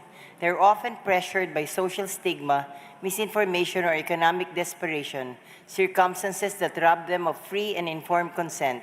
When such acts occur, both mother and child become victims. One loses her child, the other loses identity, nationality, and family ties. Addressing this injustice requires us to confront its gendered roots. Parliaments must challenge the harmful norms that condemn unmarried mothers, strengthen social protection for women in crisis, and ensure that poverty never becomes the price of motherhood. Evidence shows that expanding income support programs for women reduces voluntary child relinquishment by up to 5%. At the same time, we must reaffirm that inter-country adoption can serve the best interests of the child only when it is subsidiary to domestic care, fully transparent, and free from coercion or profit. Parliament should legislate mandatory cooling-off periods, independent verification of consent, and public audits of accredited agencies. Law enforcement responses must be survivor-centered and gender-responsive.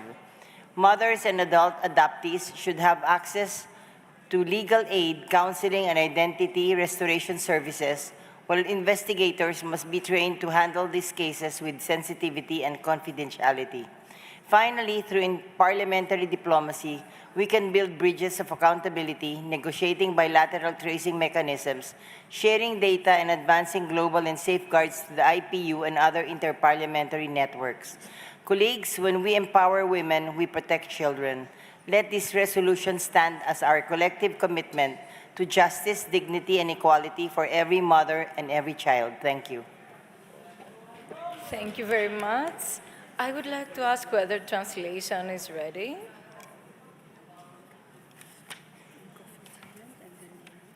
Then let us call Thailand first, and then if translation is ready, we'll pass on the floor to you. So please, Thailand, take the floor. Madam Chair, distinguished colleagues, illegal international adoption is a serious problem because it affects women and children in different ways. Many mothers, especially those who are young, poor, unmarried, or from minority group, are pressured to give up their children.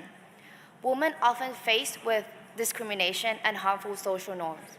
For girls, illegal adoption may lead to sexual exploitation.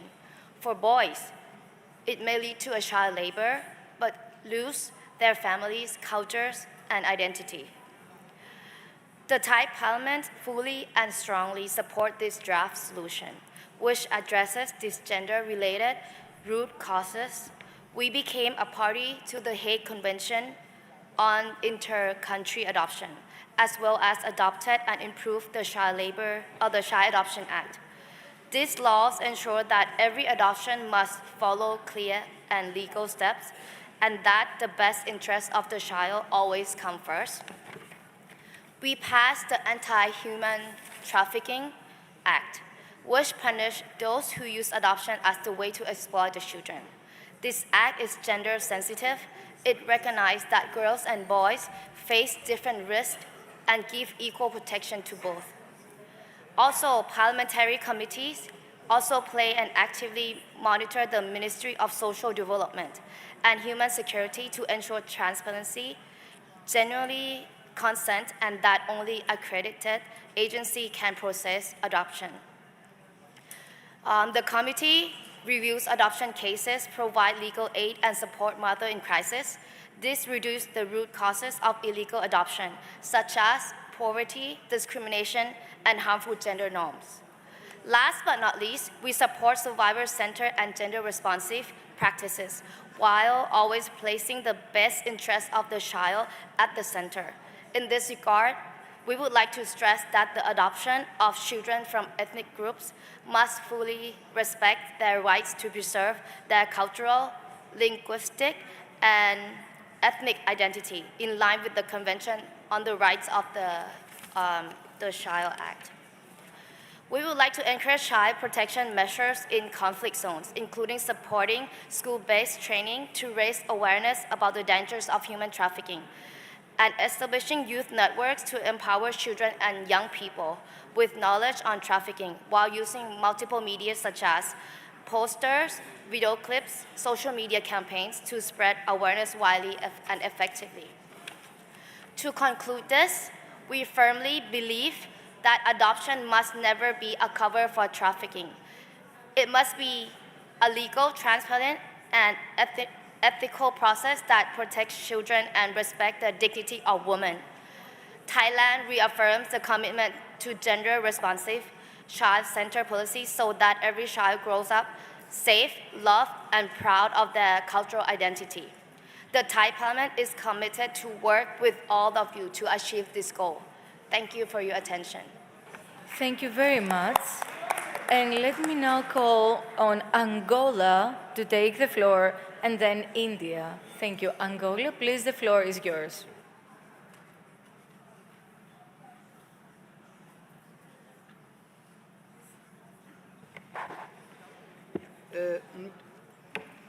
Muito obrigada. Excelentíssima Senhora Presidente, distintas parlamentares, a adoção internacional ilegal constitui uma grave violação dos direitos humanos, afetando de forma particular as mulheres e as raparigas. Em muitos casos, as mães biológicas são mulheres em situação de vulnerabilidade, vítimas da pobreza, desinformação e coerção, que acabam por perder os seus filhos através de processos fraudulentos e sem o seu consentimento informado. Ao apoiarmos esta resolução sobre o reconhecimento e apoio às vítimas da adoção internacional ilegal, reafirmamos o nosso compromisso em transformar as normas em ações concretas. Angola entende que a adoção internacional deve ser um ato de amor e não um ato de comércio. Por isso, reconhecemos a urgência de prevenir, de identificar e punir todas as formas de tráfico de crianças disfarçadas de processos de adoção. Por este motivo, propomos que a resolução inclua mecanismos mais fortes de investigação e punição de redes, agências e indivíduos que lucram com adoções ilegais, com atenção particular a casos que exploram a vulnerabilidade das mulheres. O quadro jurídico angolano, através da Lei de Proteção e Desenvolvimento Integral da Criança, de 2012, e o Plano Nacional de Combate ao Tráfico de Seres Humanos, de 2020, já estabelece bases sólidas para a proteção da criança e o combate a práticas ilícitas. Neste contexto, deixamos uma questão para reflexão. Não será necessária a criação de uma autoridade central da adoção internacional dotada de meios e competências adequadas para garantir registros civis fiáveis e acessíveis e assegurar o apoio psicológico, jurídico e administrativo às vítimas com uma abordagem sensível ao género? Nós, deputados da Assembleia Nacional de Angola, apoiamos esta proposta de resolução e recomendamos que ela inclua disposições específicas para proteger as mulheres e raparigas afetadas e as crianças, bem como responsabilizar as redes e intermediários que exploram a sua vulnerabilidade. Muito obrigada pela vossa atenção. Thank you very much, Angola. And now I would like to give the floor to India and then to Zimbabwe. So please, India, take the floor. Namaskar, Honorable Chairperson and distinguished delegates. At the outset, I would like to convey my heartfelt gratitude for providing me the opportunity to speak on this important topic. It's widely acknowledged that the driving force behind illegal international adoptions are multifaceted. They are deeply rooted in the political, legal, social, cultural, and environmental context as both national and international level.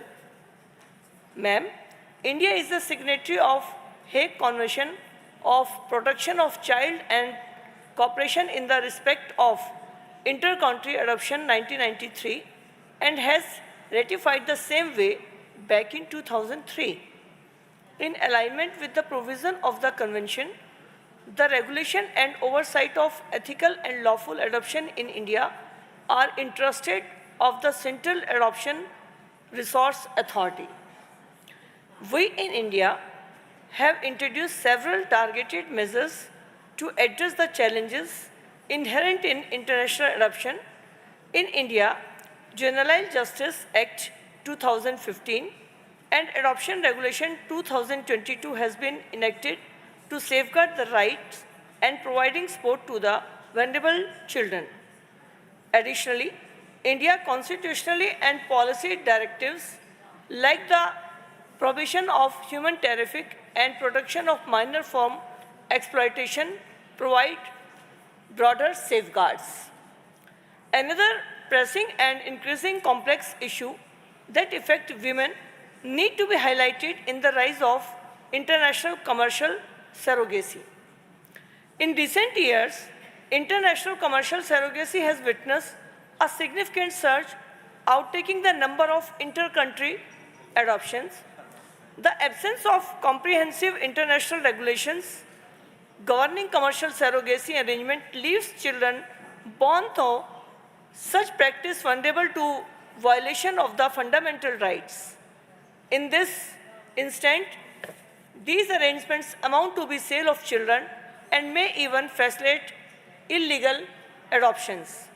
In India, the provision under Section 4 of the Surrogacy Regulation Act 2021 provide that a willing woman can act as surrogate mother not more than once in her lifetime. Its implementation has to be ensured while ensuring the eligibility certificate to be given to the surrogate mother. Distinguished delegates, I am happy to inform you that the advancement and well-being of women have constantly remained in the forefront of India's social welfare agenda. Policy frameworks and legislative measures have been involved to ensure either equitable protection and the empowerment across all spheres of Indian societies. Initiatives like Project Istri Manoraksha initiatives has been started focusing on the psychological well-being of women by offering trauma-informed mental health care. One-stop center providing legal aid, psychological counseling, and mental health, medical care, and shelter to violence-affected women. Moreover, a dedicated 24/7 women helpline has also been started, offer referral to guide the women seeking sports. Ma'am, as we conclude, it's imperative that our dialogues translate into concrete policies and actions. Let us all pledge to uphold these values in our policies, institutions, and committees, working tirelessly towards a world where every woman and child lives with security, justice, and hope. I assure the House that India is trying the best and we will do all the possible steps for this. Let us all play our part in making this happen. Namaskar, Jai Hind, Jai Bharat. Thank you very much. And let us give the floor to Zimbabwe and then Saudi Arabia. And please let me remind us, dear colleagues, that we need to keep the time in order all the delegates to have the opportunity to speak. Thank you. Zimbabwe, please take the floor. Thank you, Chairperson. Thank you for this opportunity to contribute on this important subject before us. The first port of call is the recognition that illegal adoption is not gender neutral. Women and girls are mostly affected by this practice, whether as vulnerable birth mothers coerced into relinquishing their children or as girl children trafficked under the guise of adoption. The intersection of poverty, gender inequality, and limited access to justice makes women and girls particularly vulnerable to exploitation. In this regard, any meaningful response to illegal adoption must be grounded in a gender-sensitive approach that protects the rights of women and the girl child. On the legislative front, parliaments have a critical duty to ratify and domesticate international agreements that safeguard the rights and welfare of children, with particular attention to gender vulnerabilities. Instruments such as the Convention on the Rights of the Child and the Hague Convention on Protection of Children and cooperation in respect of inter-country adoption are critical in establishing global standards that promote the best interests of the child. At the national level, parliaments must go further by enacting and reviewing laws and policies that regulate adoption procedures, ensure transparency, and provide robust protections against exploitation. Your Excellencies, Zimbabwe has demonstrated its commitment to this cause. In 1990, the country ratified the Convention on the Rights of the Child, affirming its dedication to child protection. More recently, in June 2025, the Cabinet approved that Parliament should ratify the Hague Convention on inter-country adoption, and Parliament now awaits the formal tabling of the Convention for debate and adoption. The Constitution of Zimbabwe, under Section 80, guarantees the rights of women, including protection from exploitation and abuse. Section 19 further mandates the state to adopt policies and measures to ensure that children, particularly the girl child, are protected from maltreatment, neglect, and all forms of abuse. From Zimbabwe's experience, Parliament's oversight role is critical in protecting women and the girl child from illegal adoption. In that regard, the draft resolution is right in calling upon parliaments to investigate the underlying factors that drive illegal adoptions and to ensure justice for victims. Moreover, international cooperation is essential. Parliaments must forge partnerships to share information, harmonize legal standards, and coordinate enforcement efforts to curb these illicit adoption activities. I thank you, Chairman. Thank you very much. And let's pass on the floor to Saudi Arabia and then Finland. Good morning, everyone. From a gender-sensitive perspective, the draft resolution in its present state needs a stronger integration recognizing gender equality norms. It should better align with CEDAW, the Convention on Elimination of All Forms of Discrimination Against Women, and the Beijing Declaration and Platform for Action, which emphasizes the protection of women and girls from exploitation and coercion. Women's rights organizations, gender equality institutions, and affected mothers themselves must be consulted in designing national frameworks to prevent and readdress illegal adoptions. We should also request that international and regional bodies integrate gender equality perspectives into strong cooperation mechanisms addressing cross-border adoptions. We are obliged to work hand in hand with other countries to prevent illegal adoption practices. We should also call for regular reporting on the gender dimensions of adoption practices in coordination with human rights and gender equality bodies, especially at this time that illegal adoption targets girls more so than boys for various reasons. Therefore, we can enhance the resolution's alignment with international human rights standards. We should also have clear policies that empower women and girls affected by illegal adoptions to seek justice, representation, and rehabilitation. Many girls are afraid to speak up and look for justice, and are just wary to try because they feel that many obstacles will be in their way. The Saudi Arabian delegation recognizes that international adoption can provide life-changing opportunities for children when conducted ethically, transparently, and as a last resort. From a gender perspective, it can serve the best interest of the child, especially girls, only under specific conditions that guarantee safety, identity, and equality.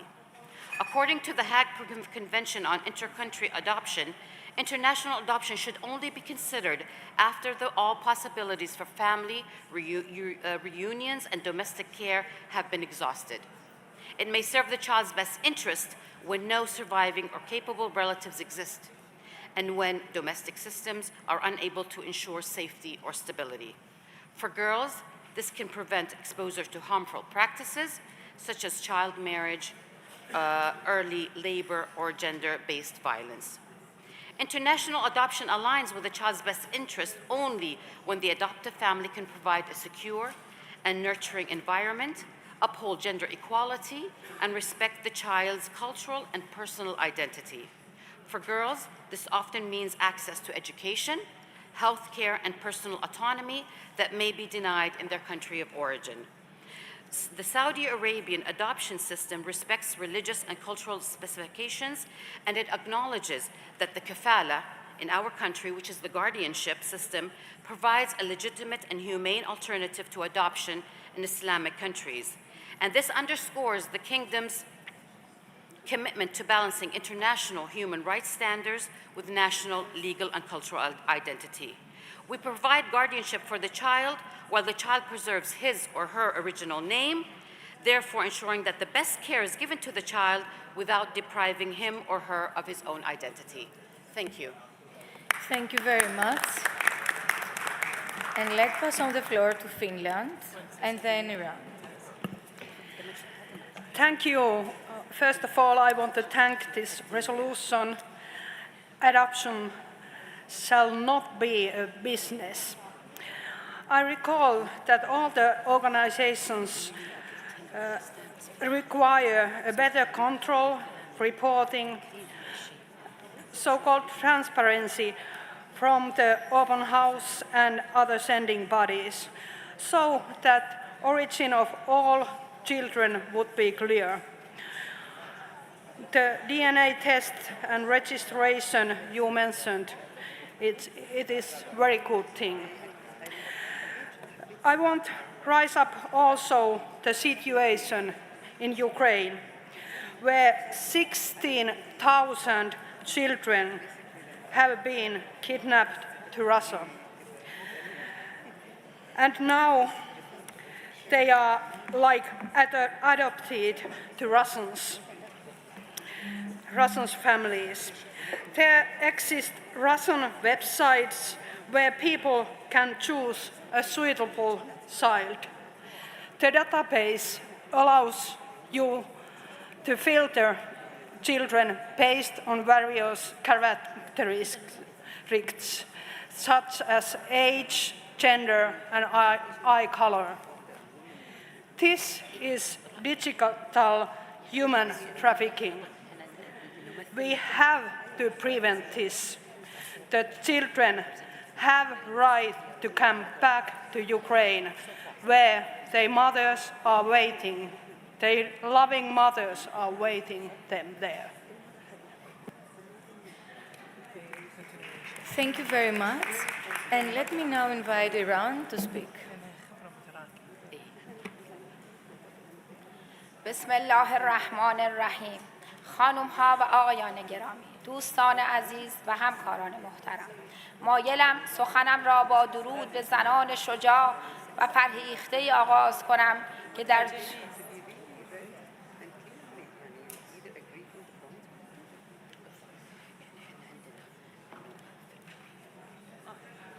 در طول تاریخ در عرصه‌های علم، فرهنگ، مقاومت، رهبری و دفاع از خاک و کیان خود درخشیدند و الهام بخش نسل‌ها بودند. از حضرت فاطمه زهرا سلام الله علیها و حضرت زینب کبری سلام الله علیها که الگوی جاودانه ایمان، شجاعت و آگاهی است، تا پروین اعتصامی که با قلم خیش صدای عدالت و انسانیت شد، تا زنان قهرمان دوران دفاع مقدس که در کنار مردان از میهن و کرامت انسانی دفاع کردند، از مادران مقاوم فلسطین که نماد عشق و پایداری‌اند، تا زنان دانشمند، پزشک، معلم، هنرمند، کارآفرین و نماینده مجلس پیوسته برای تغییر جامعه کوشیدند و با تعهد، عقلانیت و ایمان چراغ توسعه و امید را در جامعه روشن نگاه داشتند. اما شاید الهام بخشترین زنان برای من زنان و دختران آزاده ایرانی بودند که در جریان 12 روز تجاوز غیرقانونی رژیم اشغالگر و کودککش اسرائیل به کشور عزیزم در 12 ژوئن همبستگی و اتحاد بی‌سابقه‌ای از خود نشان دادند. این اتحاد و عقلانیت پیامی روشن و گویا به افراد و کشورهایی بود که به بهانه اعطای آزادی در راستای سوء استفاده از آنها بودند. خانم‌ها و آقایان، هیچ جامعه‌ای بدون مشارکت فعال زنان به شکوفایی واقعی دست نمی‌یابد. در مسیر حرفه‌ای و اجتماعی خود من از شبکه‌ای از زنان توانمند و مردان آگاه بهره‌مند بودم که باور دارند پیشرفت زنان به معنای پیشرفت ملت است. در ایران نهادهای متعددی در مجلس، دانشگاه‌ها و سازمان‌های مدنی برای ارتقاء نقش زنان در تصمیم‌گیری‌های سیاسی و اجتماعی شکل گرفته است. در این شبکه‌ها مردان نیز به عنوان همپیمانان حقیقی عدالت جنسیتی حضور دارند، چرا که ما بر این باوریم که عدالت نبردی میان زن و مرد نیست، بلکه پیمانی میان انسان هاست برای ساختن آینده عادلانه تر. دوستان گرامی، من بر این باورم که هیچ زن موفقی نباید آخرین زن موفق در مسیر خود باشد. بر همین اساس اکنون مسئولیت ما تنها موفقیت فردی نیست، بلکه تعهد به گشودن درها برای دیگران است. در جایگاه کنونیم همواره تلاش کردم تا با حمایت از زنان جوان در عرصه‌های سیاسی و مدیریتی مسیر حضور آنان را هموار کنم. از ایجاد فرصت‌های برابر در نظام آموزشی تا ترویج گفتگوی میان نسلی میان زنان با تجربه و نسل نو حمایت کردم. همه این اقدامات در جهت یک هدف است، اینکه هیچ زنی به دلیل جنسیتش از فرصت خدمت و رهبری محروم نماند. ما زنان ایرانی باور داریم که پیشرفت واقعی در گرو همبستگی، خودباوری و اخلاق مداری است. همبستگی به ما می‌آموزد که هیچ زنی تنها نیست. خودباوری به ما میگوید که هیچ سقفی برای رویاها وجود ندارد و اخلاق مداری به ما یادآور می شود که رهبری یعنی خدمت به انسانها در چارچوب ارزش‌های والای ماندگار. همکاران ارجمند، امروز بیش از هر زمان دیگر جهان نیازمند صدای زنان است، صدای عقلانی، مهربان و سازنده. ما باید با الهام از زنان پیشگام ایران و جهان پلی میان نسل‌ها و ملت‌ها بسازیم، پلی از تفاهم، همدلی و عدالت. در خصوص قطعنامه‌های تحت بحث در این نشست ما معتقدیم در تمام متون باید تنوع فرهنگی و احترام به چارچوب‌ها و ارزش‌های ملی باید مد نظر قرار گیرد. ما از تلاش‌هایی که منجر به ارتقاء عادلانه حقوق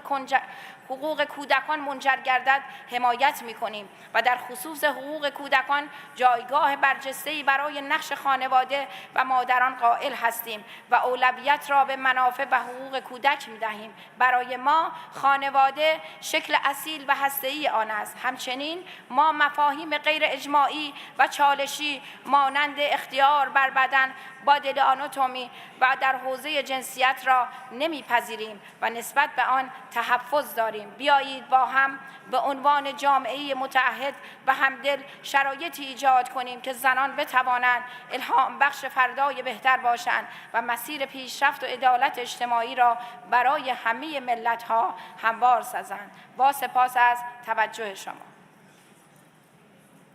Thank you very much, and let us now invite Turkey to take the floor, and then Tunisia.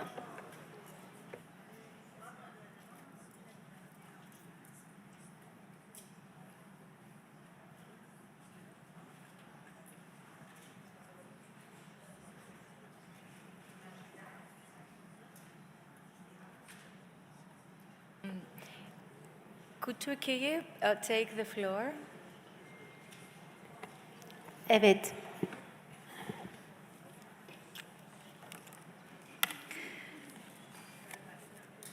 Sayın Başkan, saygıdeğer katılımcılar, Uluslararası Evlat Edinme 1993 tarihli Lahey Sözleşmesi ve Birleşmiş Milletler Çocuk Haklarına dair sözleşme ilkelerine uygun biçimde yürütüldüğünde çocuğun üstün yararı gözeten insani bir dayanışma mekanizmasıdır. Ancak yasa dışı uluslararası evlat edinmeler, tarih boyunca çocukların kimliklerinin, ailelerinin ve geleceklerinin ellerinden alınmasına neden olmuş, özellikle kadınları, bekar anneleri, etnik azınlıkları ve yoksul toplulukları orantısız biçimde etkilemiştir. Bu durum, toplumsal cinsiyet eksikliğiyle doğrudan bağlantılıdır. I'm sorry, we cannot hear you, dear colleague. The interpreters cannot hear you. It's okay? Çeviri yapıyorlar. Could we have the information on behalf of the interpreters if you can hear the speaker? Sayın Başkan. No? We hear nothing. Not from you, from the interpreters. Maybe I can assist with the interpretation. Yes. Yardımcı olayım mı hemen? Neye yardım? Tercümeye şu an yukarıdan gitmiyor sesiniz, ben yardımcı olayım. Niye gitmiyor onu anlamadım. Bilmiyorum efendim. Yardımcı olayım size şu an. With your permission, we need to continue with Tunisia and then give you back the floor because we would like to hear. Can we interpret from here? Oh. Shall I interpret from here? Yes, but let's try to keep the time, right? Sorry about this. Yes, so Turkey, please keep on. Thank you.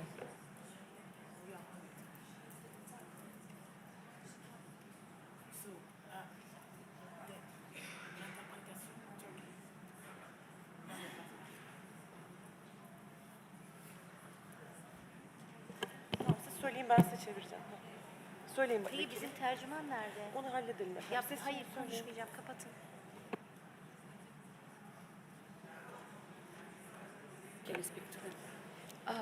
Please, Tunisia, would you like to take the floor? And then Zambia, if the problem persists. Tunisia, please.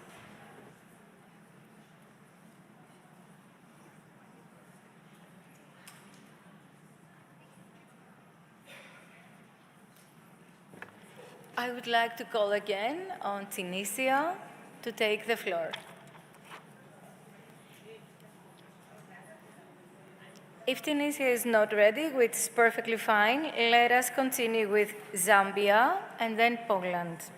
Zambia, please take the floor. Thank you so much, Madam Chairperson. The Zambian context on the illegal adoption of children. Zambia views illegal international adoption as a threat to socio-economic development and addresses them through measures against child trafficking. The Children's Code Act number 12 of 2022 provides a legal framework for the domestic and international adoptions, prioritizing the best interest of the child. The Act aligns with key international and regional instruments. the gender perspective approach. The establishment of parliamentary caucuses such as the Zambian Women Parliamentarian Caucus has played a key role in the promoting gender equality and protecting vulnerable groups, including children. Through the caucus, women legislators advocate for gender-responsive laws and programs, ensuring that policies on adoption, child welfare, and art traffic reflect the unique needs of both girls and boys. It also empowers female MPs to actively influence policy decisions, champion increased fundings for child protection services, and push for stronger oversight of laws that prevent illegal adoption and human trafficking. Additionally, the Zambia Women Parliamentary Caucus serves as a platform for mentoring young women and girls, inspiring their participation in leadership and legislative processes that safeguard children's rights.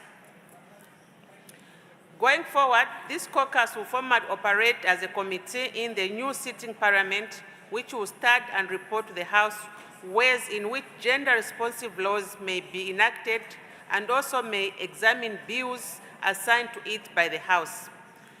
As a Zambian parliament, the construction of the Nerimut crèche will support child protection and early development by providing safe care, nutrition, and education for young children.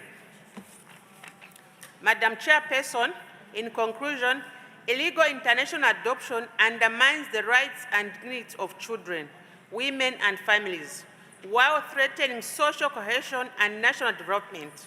Addressing this challenge requires comprehensive strategies that combine strong legal frameworks, effective child protection systems, gender-sensitive approaches, and meaningful youth participation by fostering collaboration at national, regional, and international level.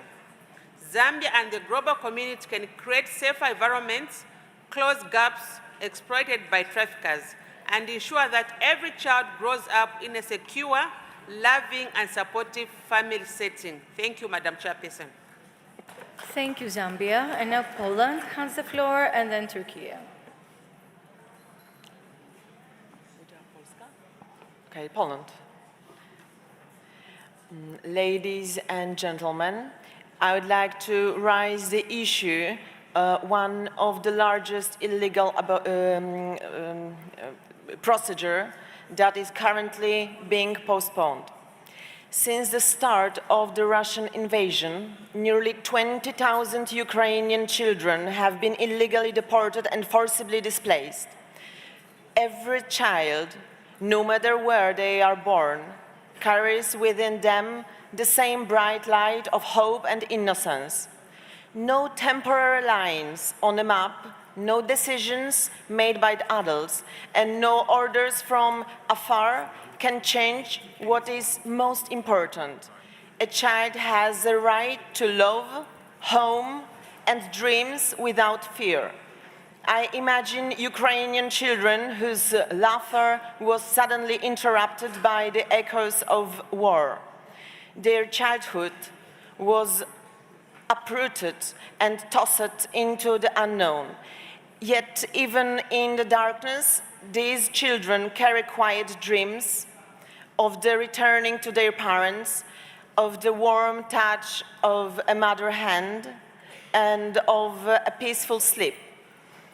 And I believe that the world, if it just pauses for a moment to hear their stories, will find the courage to restore their peace and hope. This is not about politics or power. It's about sensitivity that makes us human, about our shared responsibility to be the voice of consistency above these divisions. Let these few days and this resolution be a call to bring back innocence and the courage to build a world where the children will never again be a tool of the war negotiations. And I will finish with the words of a great Pole who was teacher in the Jewish ghetto in Warsaw. He said, "For where child laughter begins, true peace begins." Thank you. Thank you. And now I would like to call on Tsili to take the floor, and then Canada, and then Burkina Faso. So Tsili, could you please take the floor?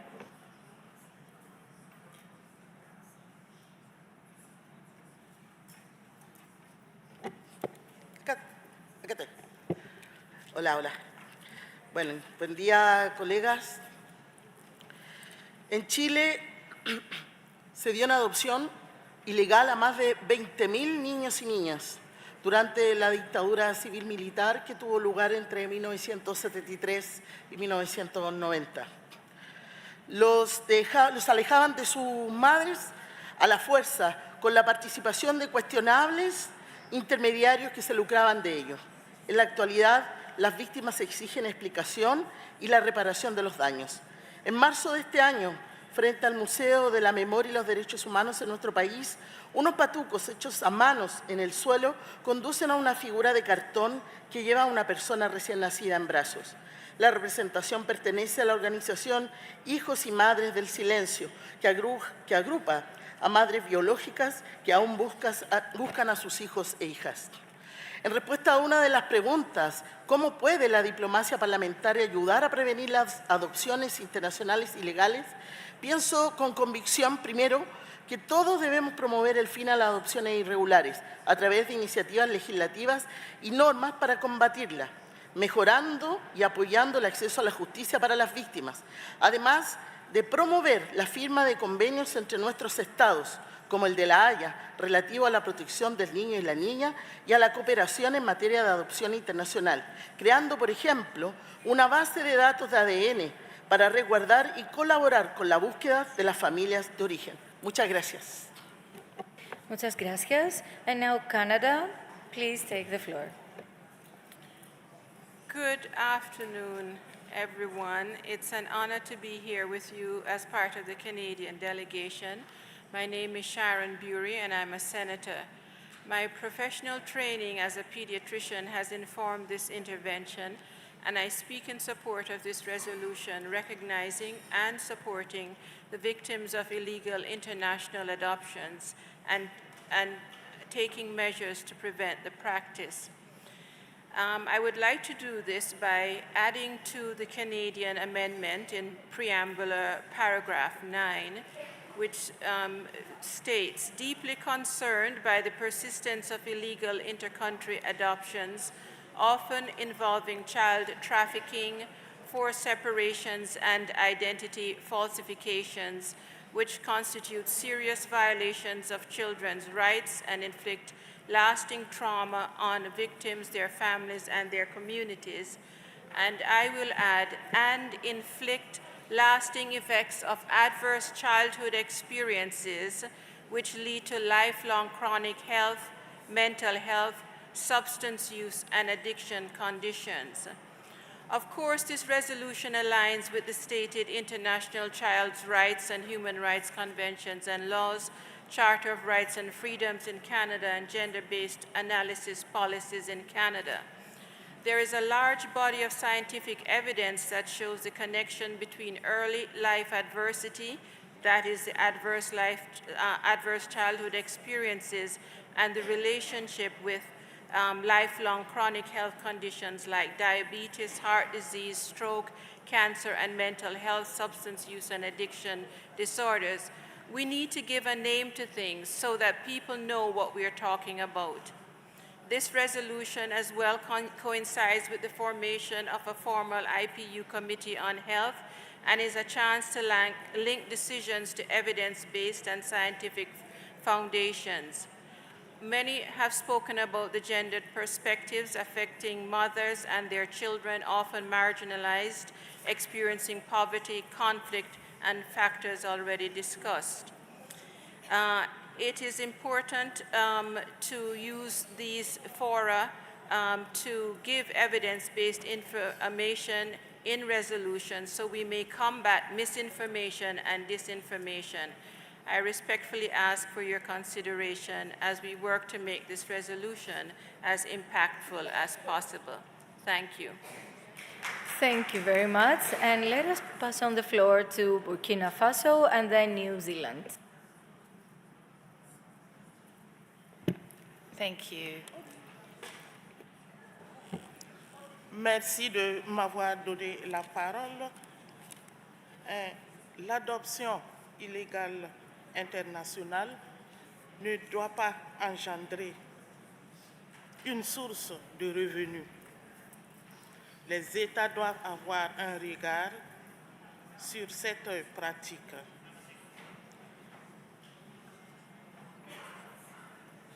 Elle doit permettre à l'enfant de garder surtout son identité pour ne pas être dépaysé.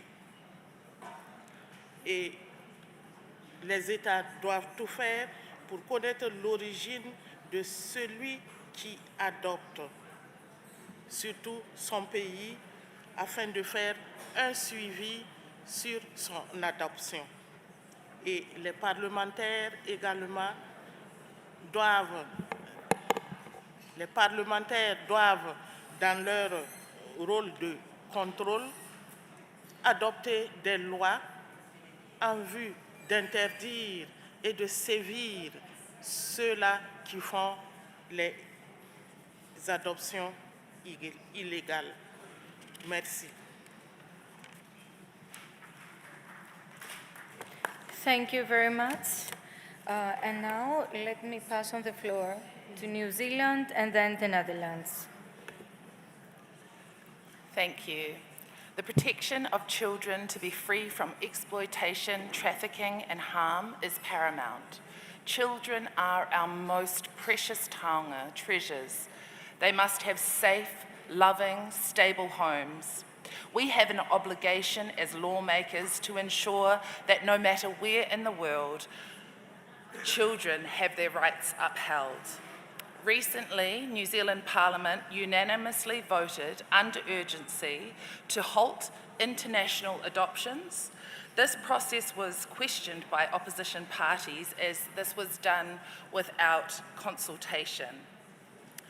But it was clear that cases before the New Zealand court showed loopholes in our current Adoption Act 1955 that allowed the exploitation and trafficking of young children to occur in New Zealand. We know instances where adopted parents with prior convictions from violence or abuse were able to adopt children in New Zealand. We remain concerned that without comprehensive reforms, temporary fixes delay real work as our Adoption Act is almost 70 years old. Our Minister has promised to work with Pacific nations who are on the no adoption list, like Samoa, so adoptions can restart, and children with genuine need who will no longer be coming to New Zealand for a safe, loving home have a pathway forward.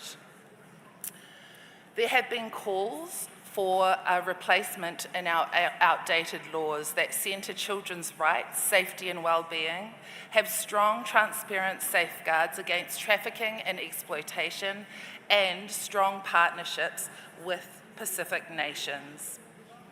We must continue to work for a system that keeps children safe, honours culture, and ensures their rights and well-being are centred. Mauri ora. Thank you. And now let's pass on the floor to Netherlands. And there are like 3 more colleagues that I have asked for the floor before we conclude our deliberations today. So please, Netherlands, have the floor. My name is Andrea van Langen, and I thank you all for the opportunity to contribute to this important subject. In the late 60s, this kind of adoption was kind of legal and was common practice in the Netherlands too. In fact, I am the child of an unmarried mother of 17 years old myself, who seriously considered this option and was in fact pushed to do this. But she was brave enough to fight this. Nowadays, these practices are illegal, but still exist in a lot of countries. Therefore, we want to emphasize the necessary measures to prevent the occurrence and reoccurrence of this practice. To achieve this, studies should be carried out in different countries to understand the shortcomings that have led to irregular adoption to occur and help us remedy them more effectively. This is important for the children in our future. Thank you for your attention. Thank you very much. And now Gambia has the floor. Thank you very much. Greetings from the Gambia. I am Honorable Fatou Cham, Vice Chairperson of the Select Committee on Gender, Children and Social Welfare of the National Assembly of the Gambia. Gambia is a signatory to all the conventions against adoption crimes and the protection of children and girls. Madam Chairperson, this Forum of Women Parliamentarians, united by the common purpose, to legislate for a more equitable and just world. Today, I draw your attention to a silent crisis that preys on the most vulnerable in our societies, a crisis with a profound gender dimension, the cause of illegal international adoptions. Parliamentary diplomacy begins with a strong domestic legislation. We must lead the review and strengthening of our national laws to lose loopholes, mandate strict regulatory oversight for adoption agencies, and criminalize all forms of illegal practices. By sharing our best legislative practices across borders, we can create a global safety net of laws that leaves no room for traffickers to operate. We must be the bridge of bilateral and multilateral cooperation. No country can fight this alone. Through inter-parliamentary unions, friendship groups, and official visits, we can foster direct dialogue. We can push for the ratification and implementation of international conventions like the Hague Convention on Protection of Children and cooperation in respect of inter-country adoption. We can establish joint parliamentary committees to monitor cross-border cases, share intelligence, and ensure that when a child is illegally taken, mechanisms for their return and reintegration are shift and child-centered. Finally, Madam Chairperson, this issue of stateless mothers and children needs to be considered once they are qualified as per the country's constitution. I thank all of you. Thank you. Thank you very much. And let us now give the floor to Myanmar.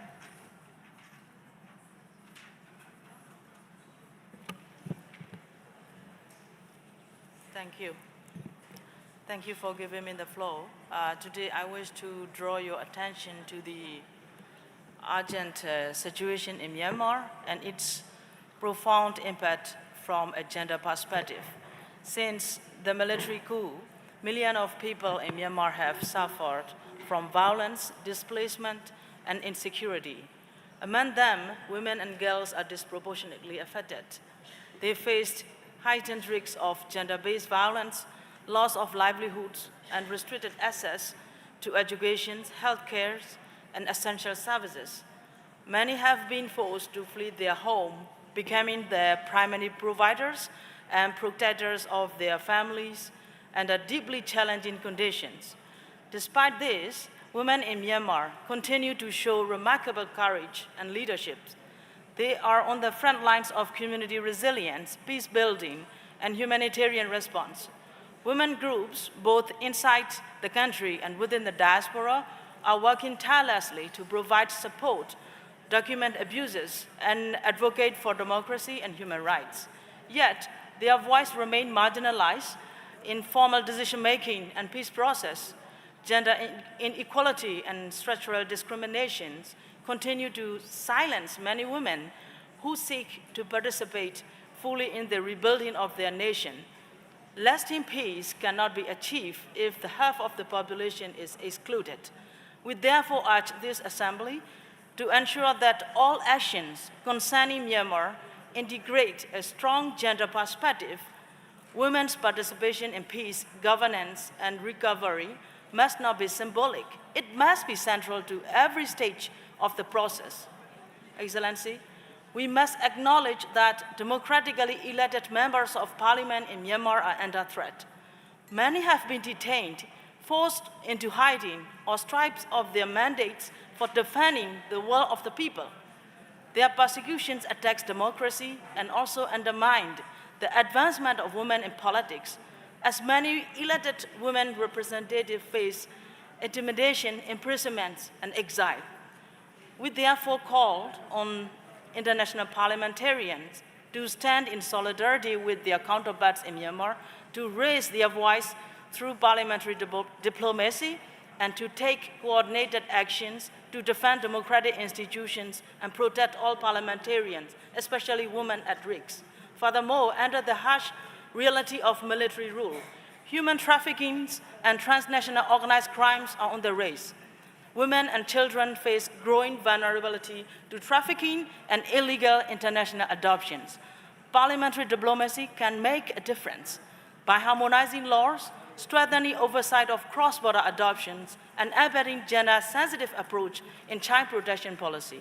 Colleagues, let us reaffirm our commitment to gender equality, democracy, human rights. By standing together across borders and across parliaments, we can ensure that women, children, and elected representatives in Myanmar are not only protected, but also empowered to shape the peaceful and democratic future they deserve. Thank you so much. Thank you very much. And with Myanmar, we have completed the list of our speakers. Let us, though, pass the floor to Russian Federation for 2 minutes for a right to reply. Добрый день. Я хотела бы воспользоваться правом на ответ на выступление представительниц Польши и Финляндии. Приведенные ими цифры и информация о якобы существующих интернет-ресурсах не соответствуют действительности. Киев и поддерживающие его страны Запада активно пиарят детскую тему на международных площадках. Цель подобных высказываний – отвлечь внимание от вопиющих нарушений международного гуманитарного права со стороны неонацистского режима на Украине, который с каждым днем все сложнее не замечать. Обращает на себя внимание существенная разница между цифрами, которые озвучивают украинские официальные лица, и количеством реально поступивших от украинской стороны в адрес российского омбудсмена обращений, касающихся воссоединения с детьми. Переданный нам украинской делегацией в ходе второго раунда переговоров список из 339 детей лишний раз подтверждает фейковый характер развернутой против России Западом клеветнической кампании. Факты воссоединения детей с родными и близкими верифицируются сотрудниками Международного Красного Креста, которые сопровождают детей для их передачи родителям и родственникам. Посреднические услуги также оказывают Катар и Ватикан. К данному процессу подключилась первая леди США Мелания Трамп, которая подтвердила, что российская сторона демонстрирует готовность предоставлять объективную и детальную информацию о детях. Российская сторона не препятствовала и не собирается препятствовать воссоединению детей с родственниками. Это наша принципиальная позиция. Учитывая изложенное, оценивая содержание поправок, представленных парламентариями к проекту данной резолюции,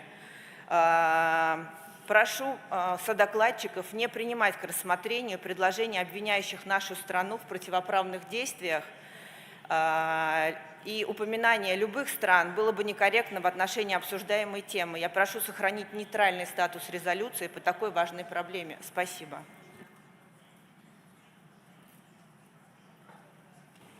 Dear colleagues, we have now come to the end of our business. I would like to thank you all for your very thoughtful contributions, and Ms. Vardarian and I will now have the difficult task of summarizing the main points of our discussions. She will present you a report on our debates this afternoon at the Forum of Women Parliamentarians. I remind you that the Forum will resume its work at 2:30. I look forward to seeing you again in the afternoon. Thank you.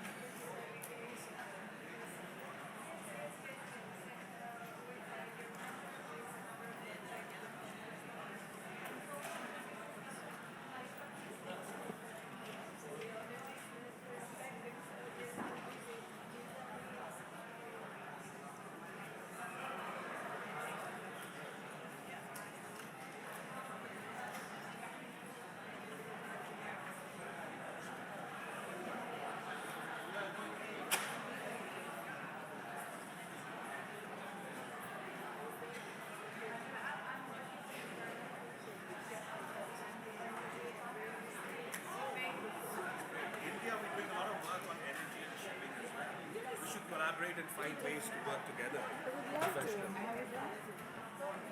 You're based out